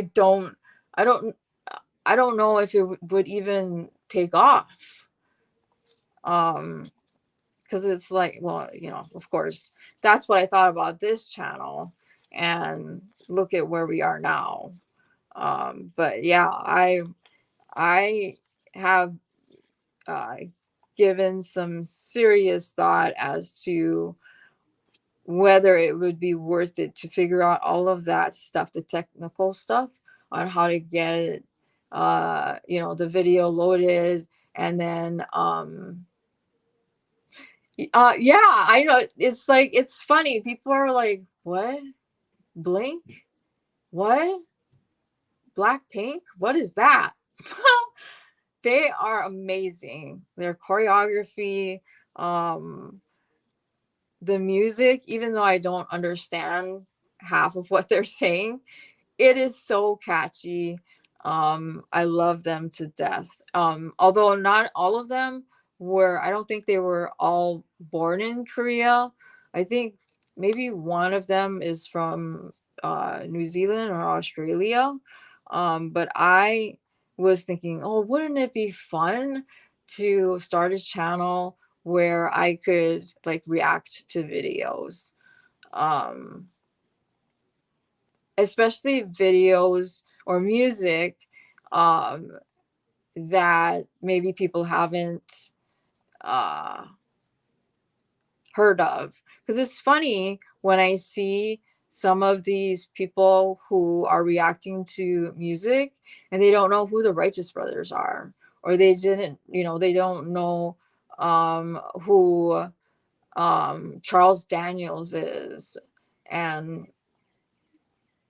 and stuff like that. And I'm like, really? I mean, or like they don't know who the Supremes are, um, stuff like that. And it just blows my mind. And plus, the other thing too is when I'm not in a car, uh,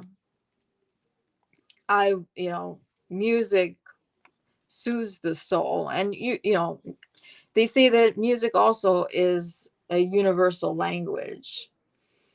So that in itself would be a ton of fun. So, okay, so I think I have it all mixed up. Now, the last hook, oops, sorry about that. I am going to use my chameleon powders. What color do I want to use? And I was also thinking about with one of the bigger hook molds, and paint the inside of the molds with either a mica or with my chameleon powder.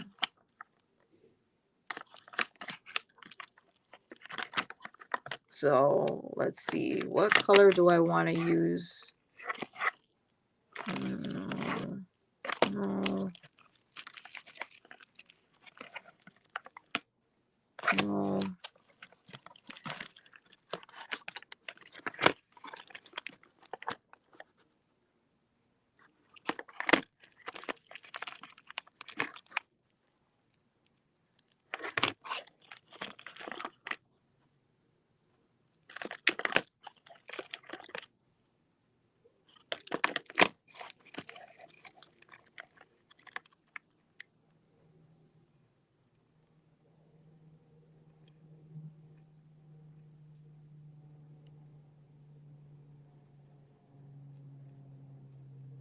I'm gonna have to check that out.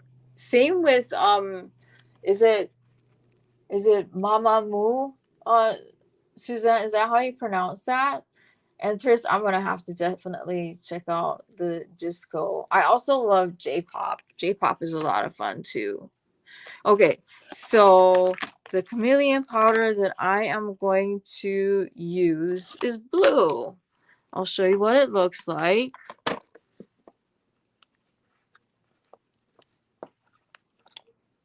Of course, it still has that thing on it. Okay, so this is what the blue looks like. And of course, as you know, with chameleon powders, oh,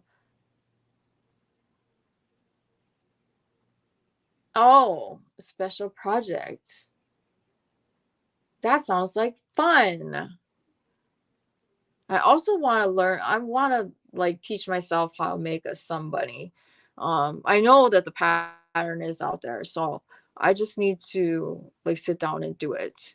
And Dan, I have your resin piece, but I have a surprise for you. So I hope you understand that it's taking me a little bit, but I have a surprise for you. Um, this is the color, and it shifts differently in the light. So I don't know if you can kind of see how it shifts differently in the light. All right, so let's get this party going. Okay, so first off, we are going to do that and that. This. All right, so let's do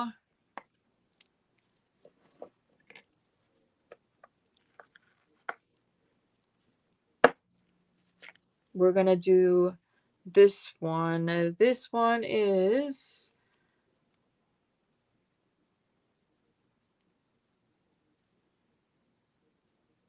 this is the 6mm. And then we're gonna get some of the resin. And like I said, it does not take much, which is why I only measured out 2 ounces of resin.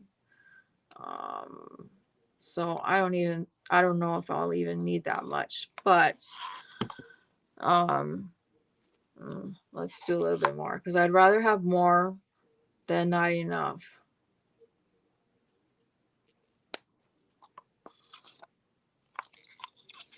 All right. So, and the other thing is that these molds, when you put the resin in, like you essentially have to use a toothpick.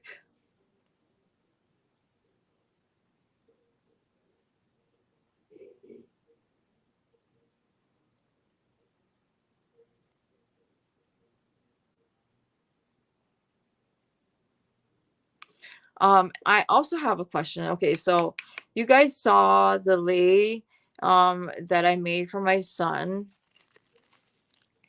I used McDonald's straws and yarn from the Dollar Tree. They didn't have the what is it called? The novelty yarn. Because I really wanted to get that, but they didn't have any. So I just made do with what they had. And and then it's also made with is it gross grain ribbon.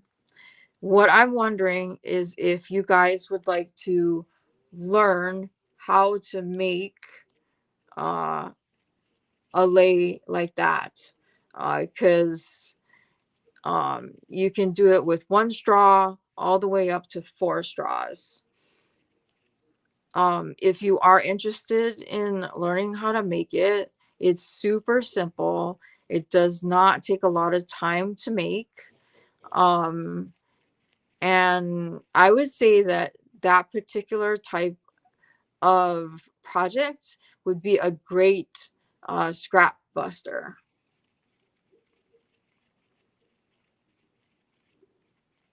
Okay, so now I'm mixing up the blue.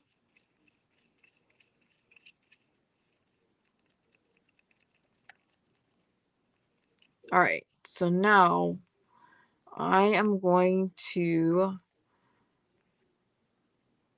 try to get the yarn or the resin into the hook portion.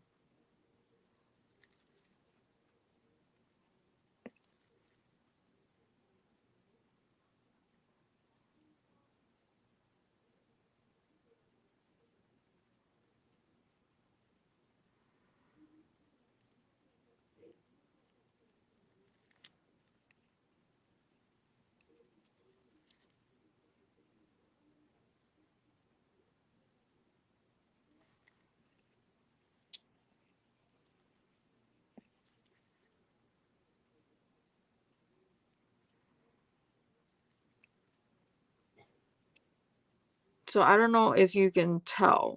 Well, what I'm doing is I'm putting the resin into the hook portion and I can see bubbles. So essentially what it's doing is I'm getting the air out and then at the same time pushing the resin into the hook.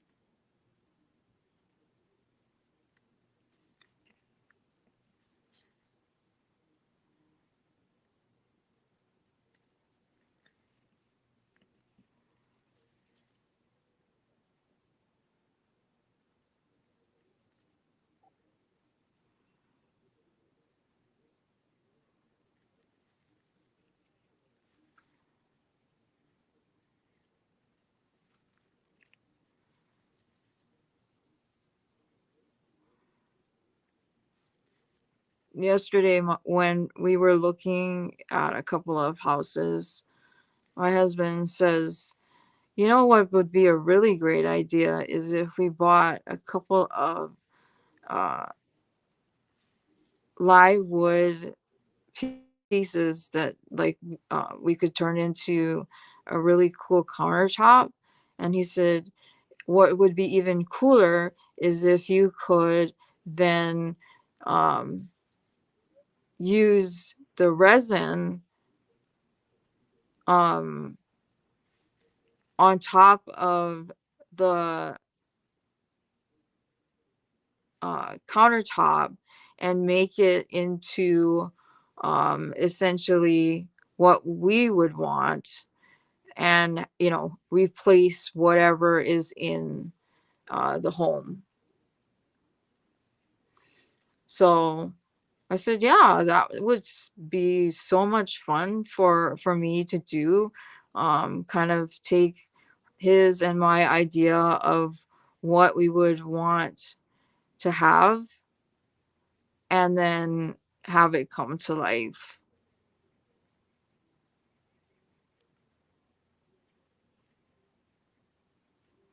Because my mom, she has something like that at her house. I didn't, obviously, I didn't do it. But I think she said she paid the guy something like $5,000 to do it. She found a piece of wood and gave it to the guy who then encased it in resin. And she said that is by far her most favorite part of her house because it's so unique.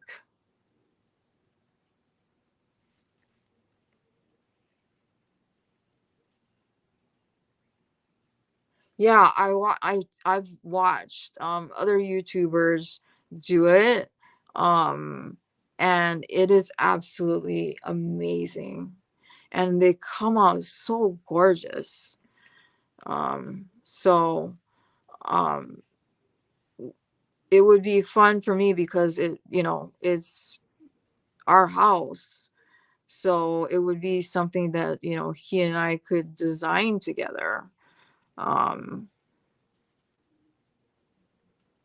and part of it is because he knows how passionate I am about resin, and he knows that doing this also helps my anxiety.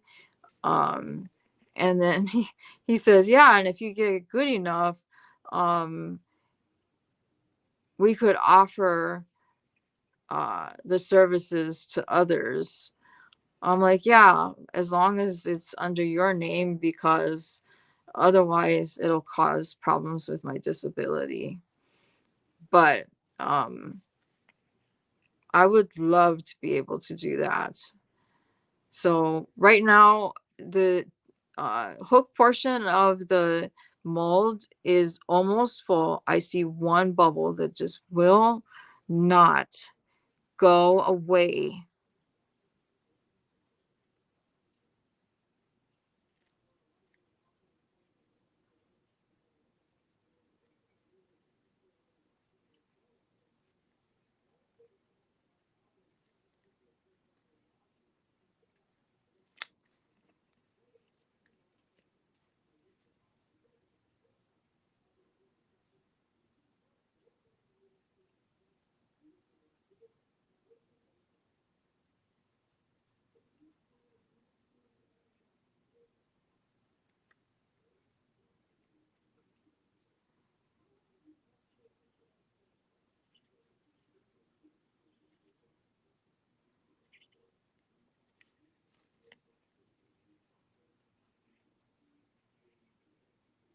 That's awesome.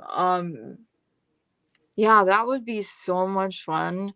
I have a tray mold that looks like uh a geode, and I've thought about turning it into that same kind of idea where it's koi swimming around in the molds, and it would just be a conversation piece of what wouldn't be an actual like tray to use, um and have 3D koi on top of the tray. um but I don't know if I'd be able to do it, mainly because I'm impatient, because those kinds of pieces, when it comes to like, like adding stuff to it, it just it takes some time because you have to do it in layers. Okay, so now what I'm doing, if you can see, um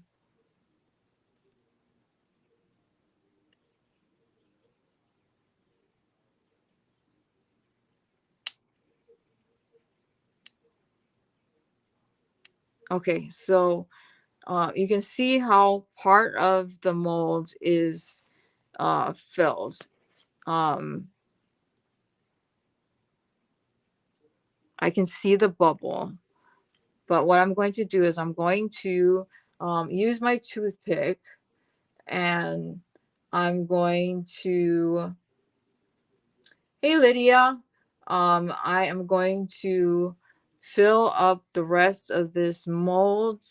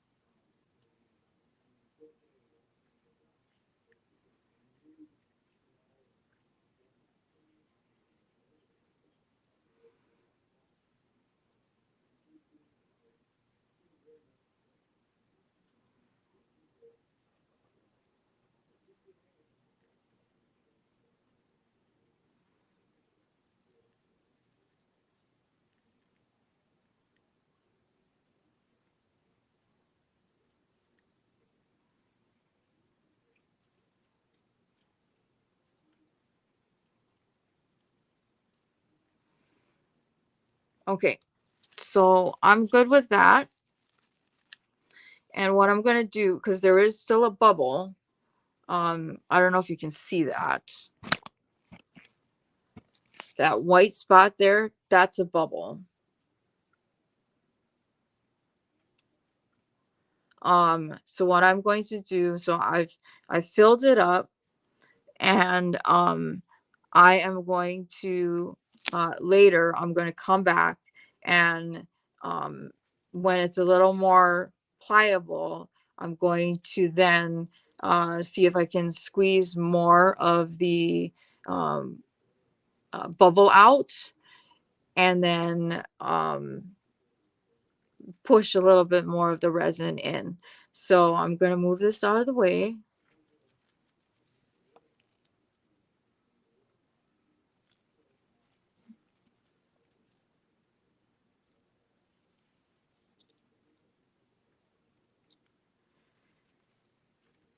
Okay, next one is the electric blue.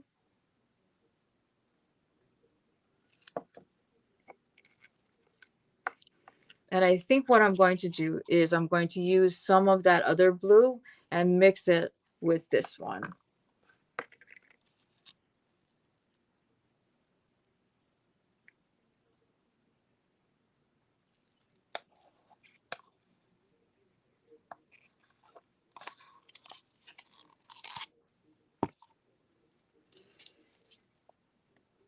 So the last night I was watching on YouTube a video of something called it's a pattern called, I think it's a candy stripe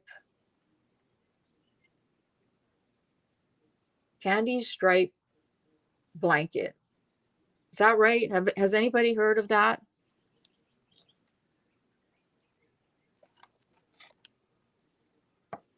Because I really want to make one.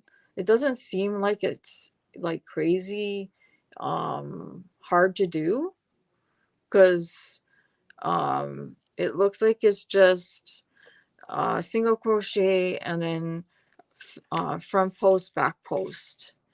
But I could be mistaken. Um, but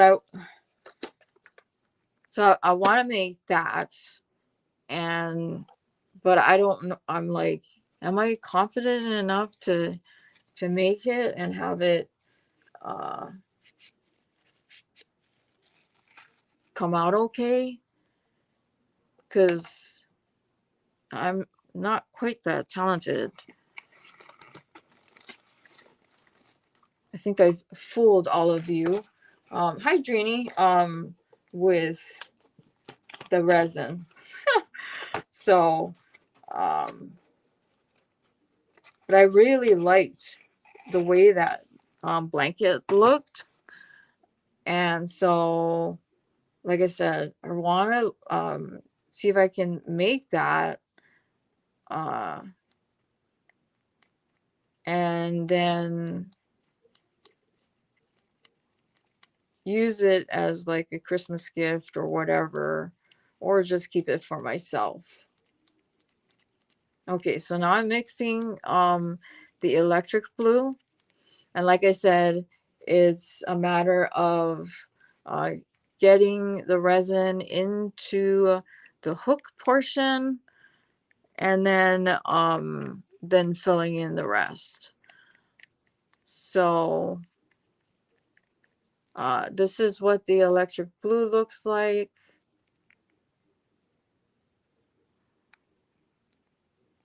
And again, I found that using a toothpick works the best. I spilled a little here. I know you guys are like, well, who cares? Your mat is like a mess, but I want to be able to do this here.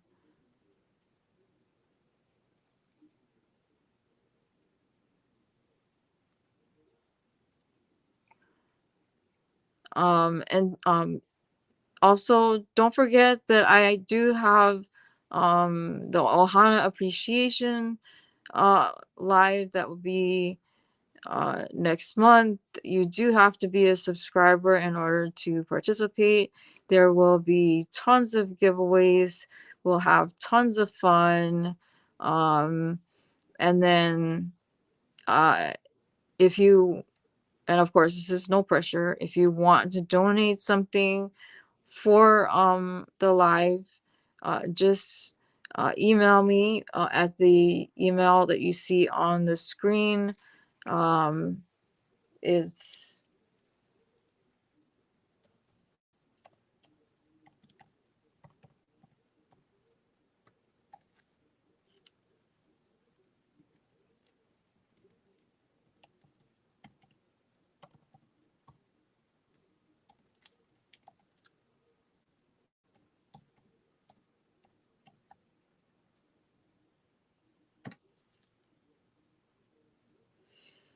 and then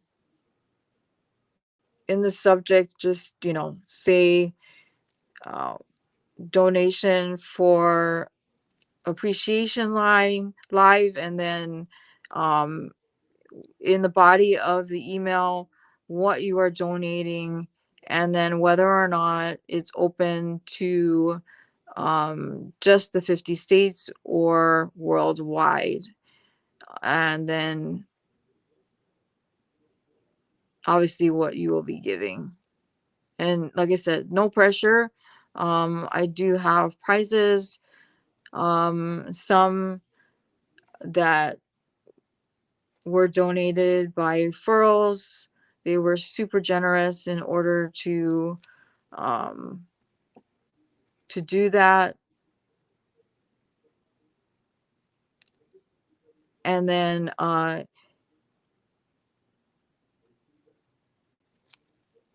Keith from Knits All Done, he is also donating something. I don't know what he's donating, but he is sending something for the live.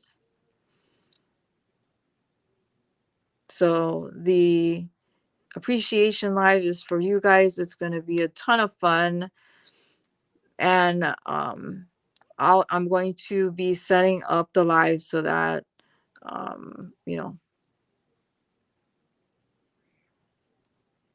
you have. I think how that works, I think with YouTube is you set it up so that um, if you are not subscribed, uh, you can't comment for however long you have chosen. So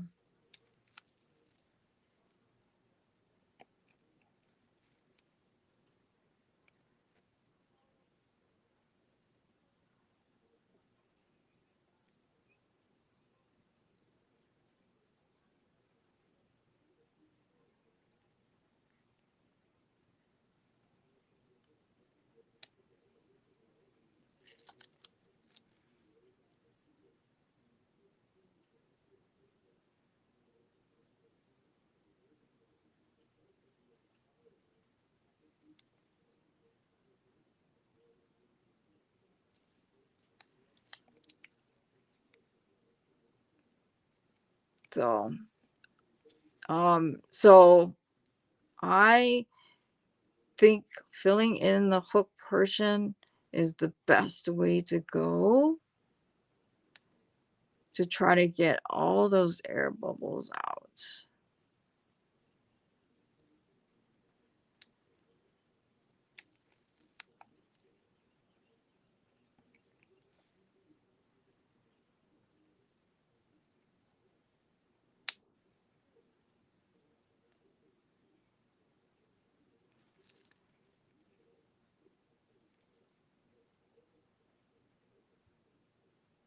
And the hooks will be, like I said, once I'm happy with it, once I've tested them to see that they work properly, um, I will be selling them probably each month, where I will have so many made Same with the pens. And then once they're gone. And then I'll make some more for the, for like the next month or whatever it is, however I choose to do it. Um, Especially the hooks, because I know that not everybody has the funds to purchase a hook from Furls or Old Fire or whatever it is. Um, and also, uh, I will open up custom slots once I'm ready.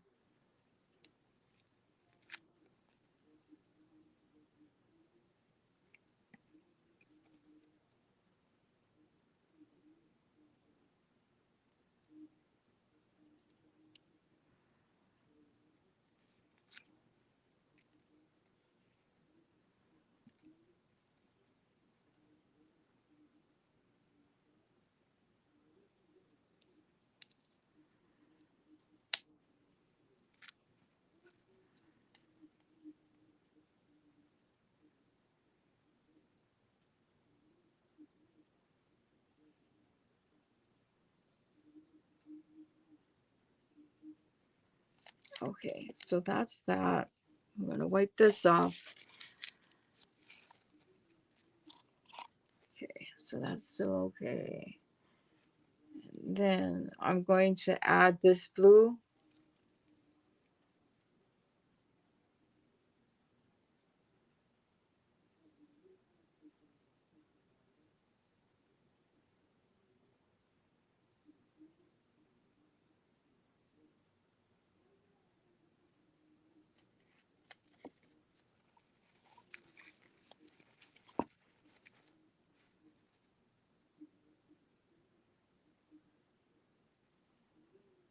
And I'm just swirling it around so you don't see like the actual demarcation of the line between the two.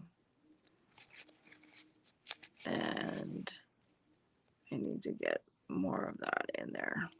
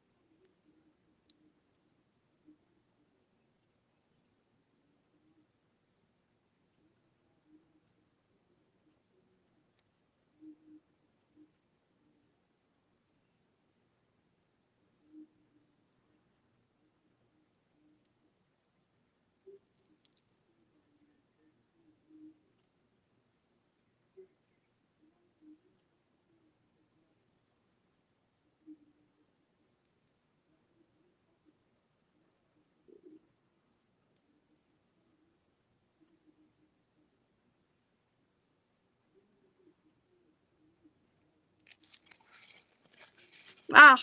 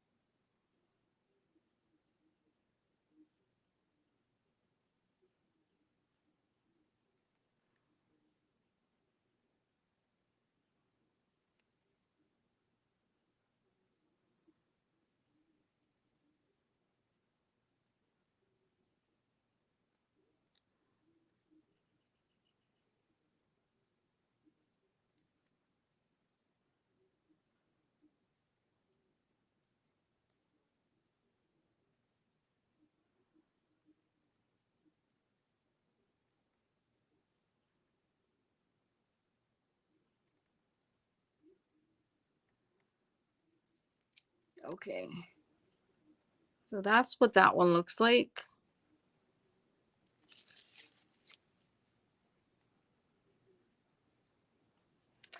You know, I've thought about that. I don't know if it's going to be small enough.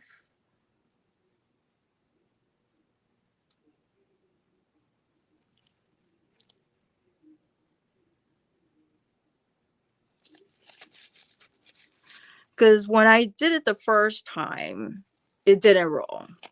I think what happened is because I grabbed that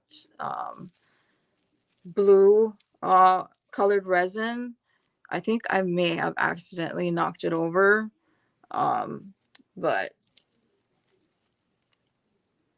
yeah, I know exactly what you're talking about. Um, so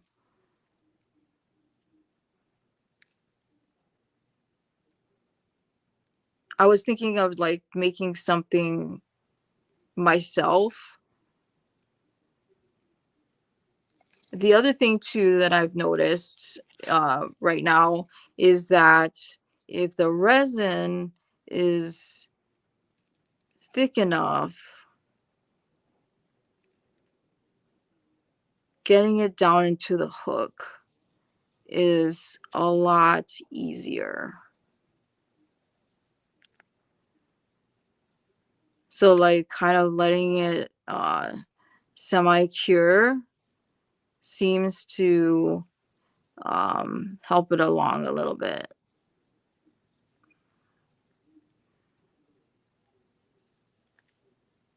But like, you know, like with anything else that I do, it's all just practice. But I don't think it'll take me too much longer of practicing to get this down. It's just the bubbles.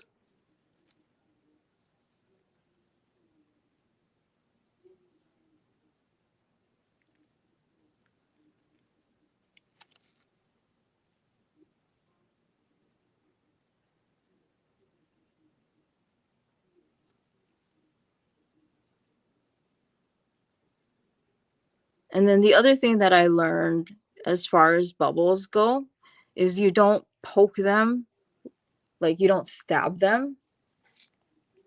You take your toothpick or popsicle stick and you lift the bubble out of the resin. You don't like stab them.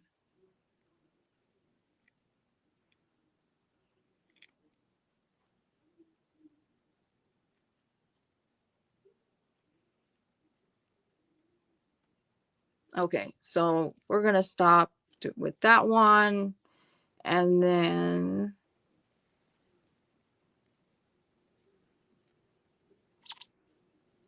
last one.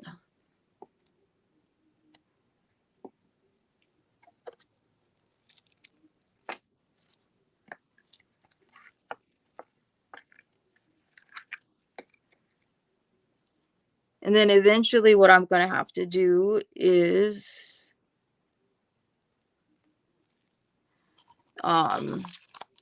write down how many ounces or whatever it is that each hook takes, because obviously the larger ones will take more than the smaller ones. What I wished I had in the set that I got were the really skinny hooks, um, for people who like to use thread to crochet with, because I know that not all hook makers uh, make that size of hooks.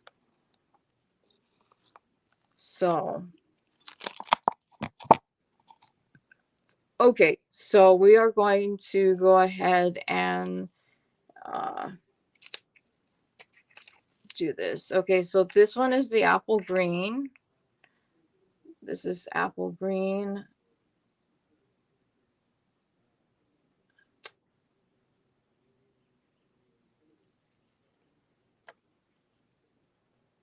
Okay, sounds good.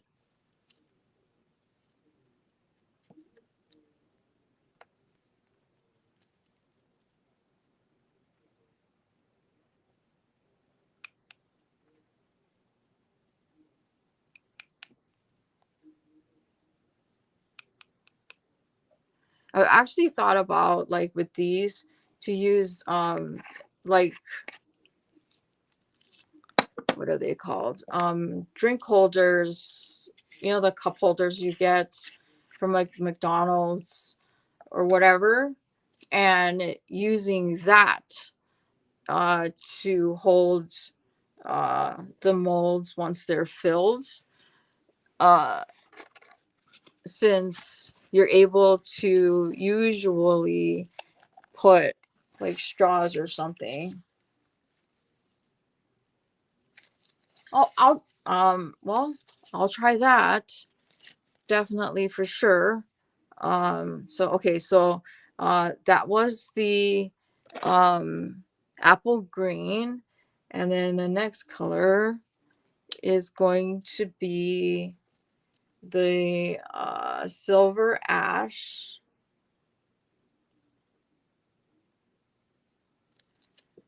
And I'm sure you guys have heard me say this a zillion times. A little bit goes a long way. So if you do decide to, you know, get into resin, understand that when it comes to micas, chameleon powders, um,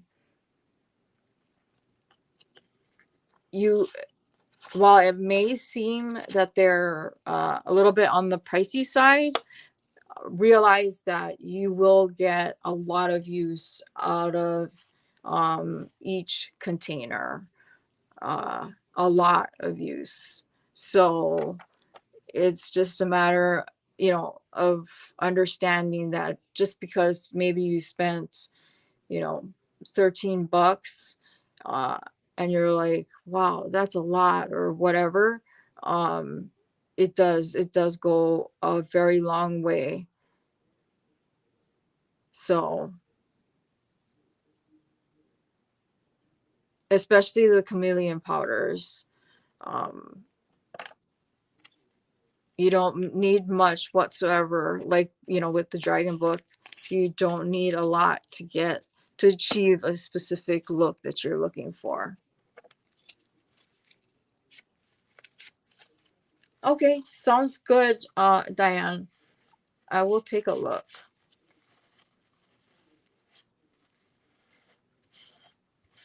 When I when I took a look at Timu, I think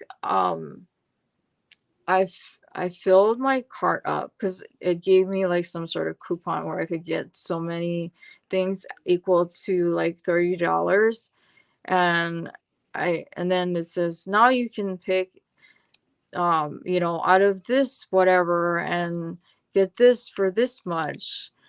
I think I ended up having like close to 100 items in my cart. I'm like, yeah, no, that's scary. And it's hard because you're looking at it and it's like, oh, it's only $1, or oh, it's only like, you know, 250 or whatever. And then you're like, okay, we'll just add it. And then when you look at the total, you're like, holy moly, I just spent, you know, $50 on all of this stuff. So, but I do have to say, that when it comes to Temu, the items that I would probably only buy are their molds. Uh, Nothing else. Definitely not clothes. Um, I've seen so many horror stories of people buying and then it does not fit. Okay.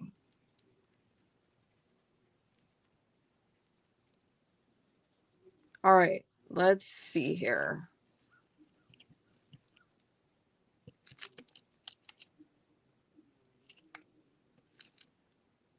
All right. So we're wiping this off.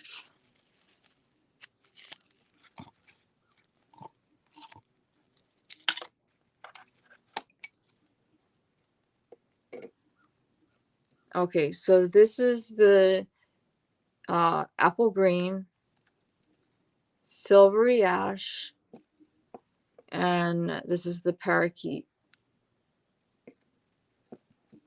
And then this is, what size is this?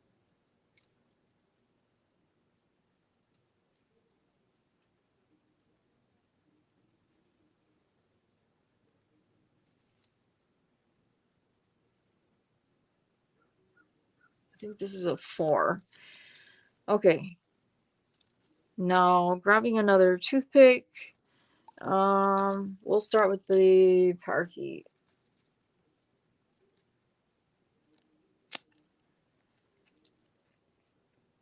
I'm sorry if this has got to be so boring.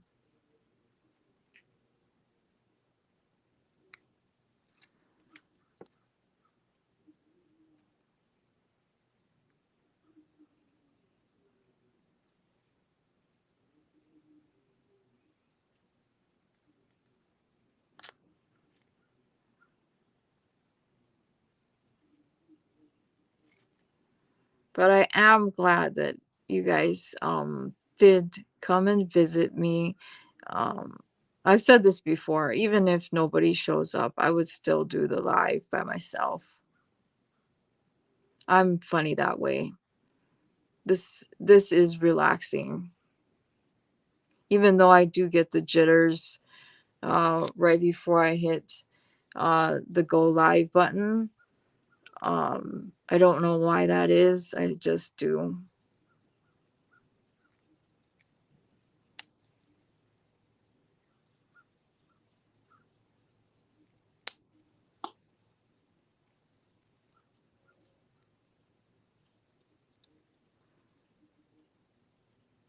Oh, thank you guys. You guys are too kind.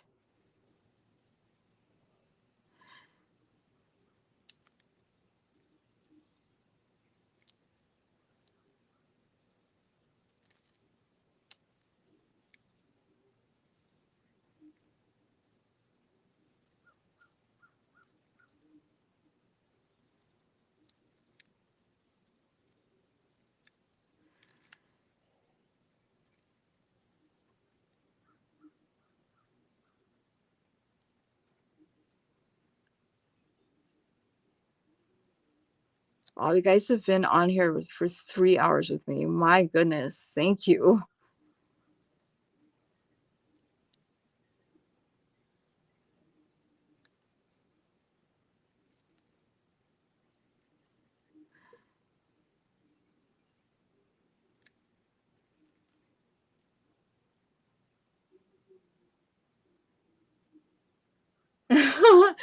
That's funny, Deborah.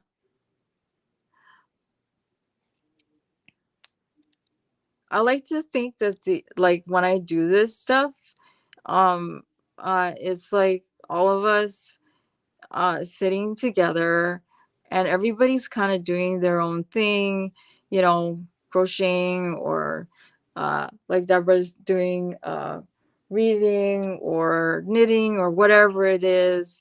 And, you know, it's just like a bunch of friends hanging out.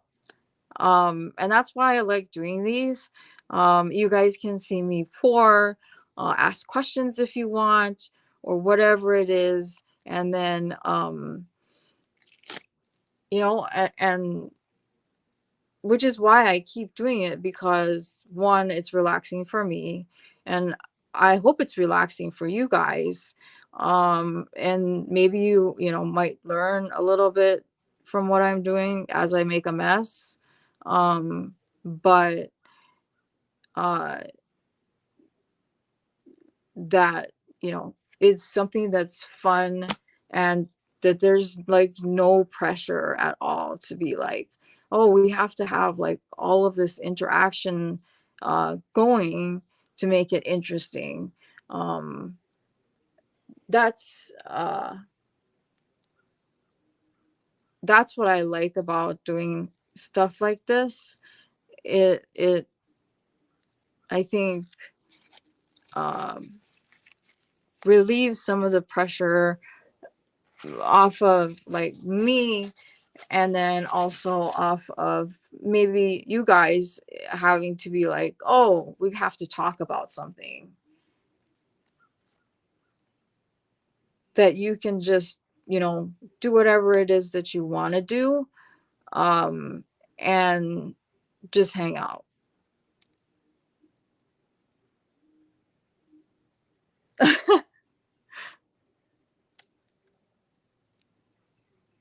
I haven't had breakfast yet either, but it's like almost 1 o'clock.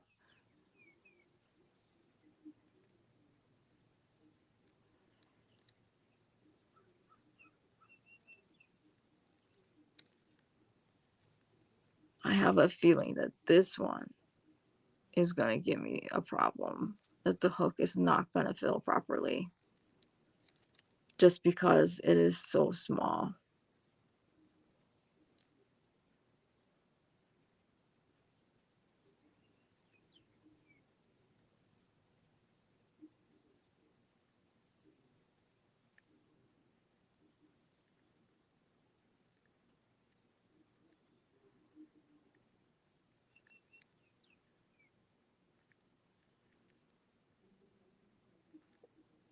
Okay, so I'm okay with that, I think.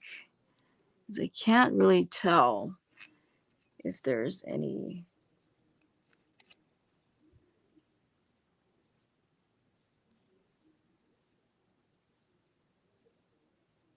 bubble because the hook is so small.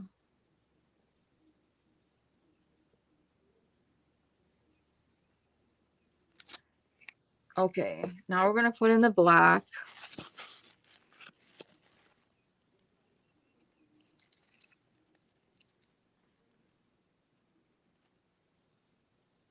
Because I want to have that contrasting color in between.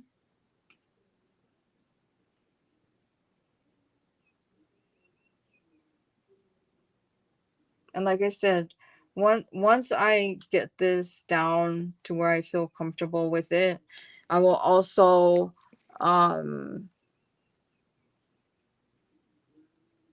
use like acrylic paint or whatever it is so that you can see the size of the hook. I know that there were some people who said they could see it, but I want it to be where like I'll use like white paint or whatever it is so that it is clearly visible, that there is no guessing at all as to what the size of the hook is. I know it's almost it's 1 o'clock.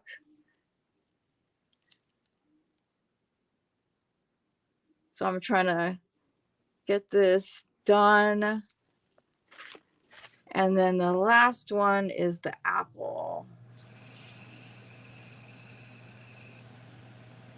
Time flies when you're having fun. That's what I say.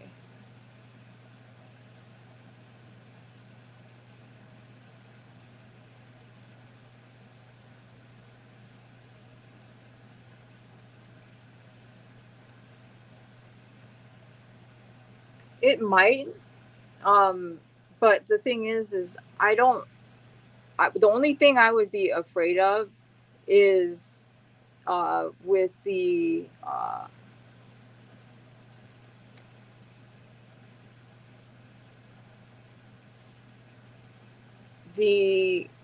syringe poking a hole into the mold. So now I'm just uh, getting this mixed together so that you can't really see the demarcation of the color change. And then what I'm going to do after in a little bit here is I am going to uh, check on this.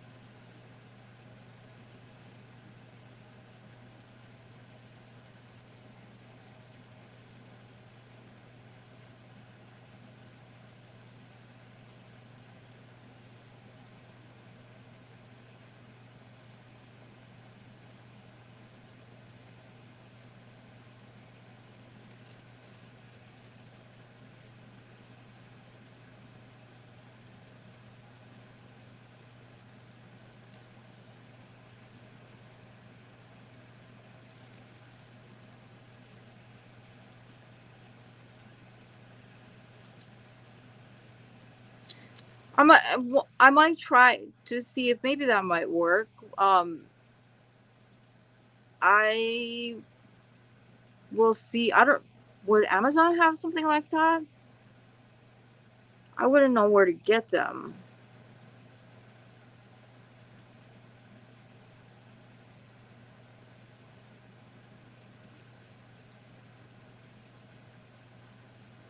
Yeah, I know what you're talking about. It's just I don't know where to get them.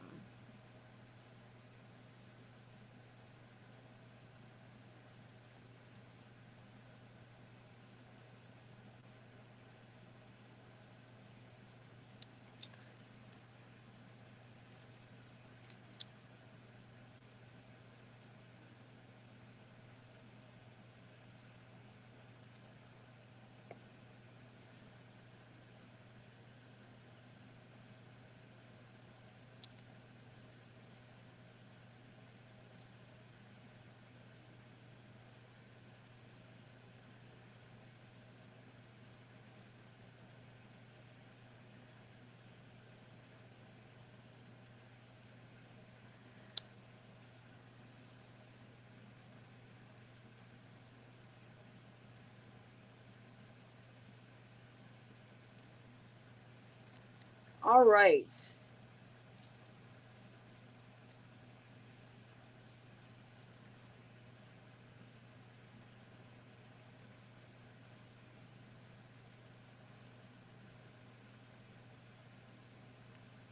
So that's all of the hooks that I'm going to pour.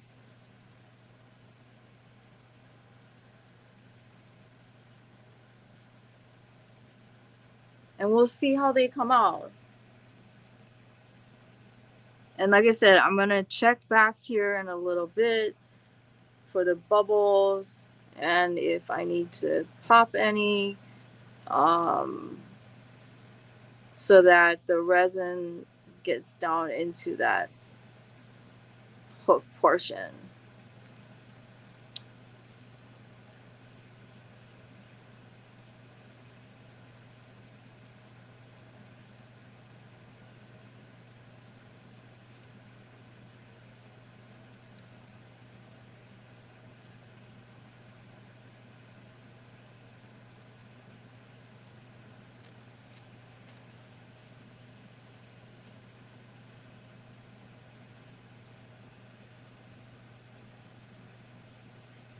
That might work, the eyedroppers.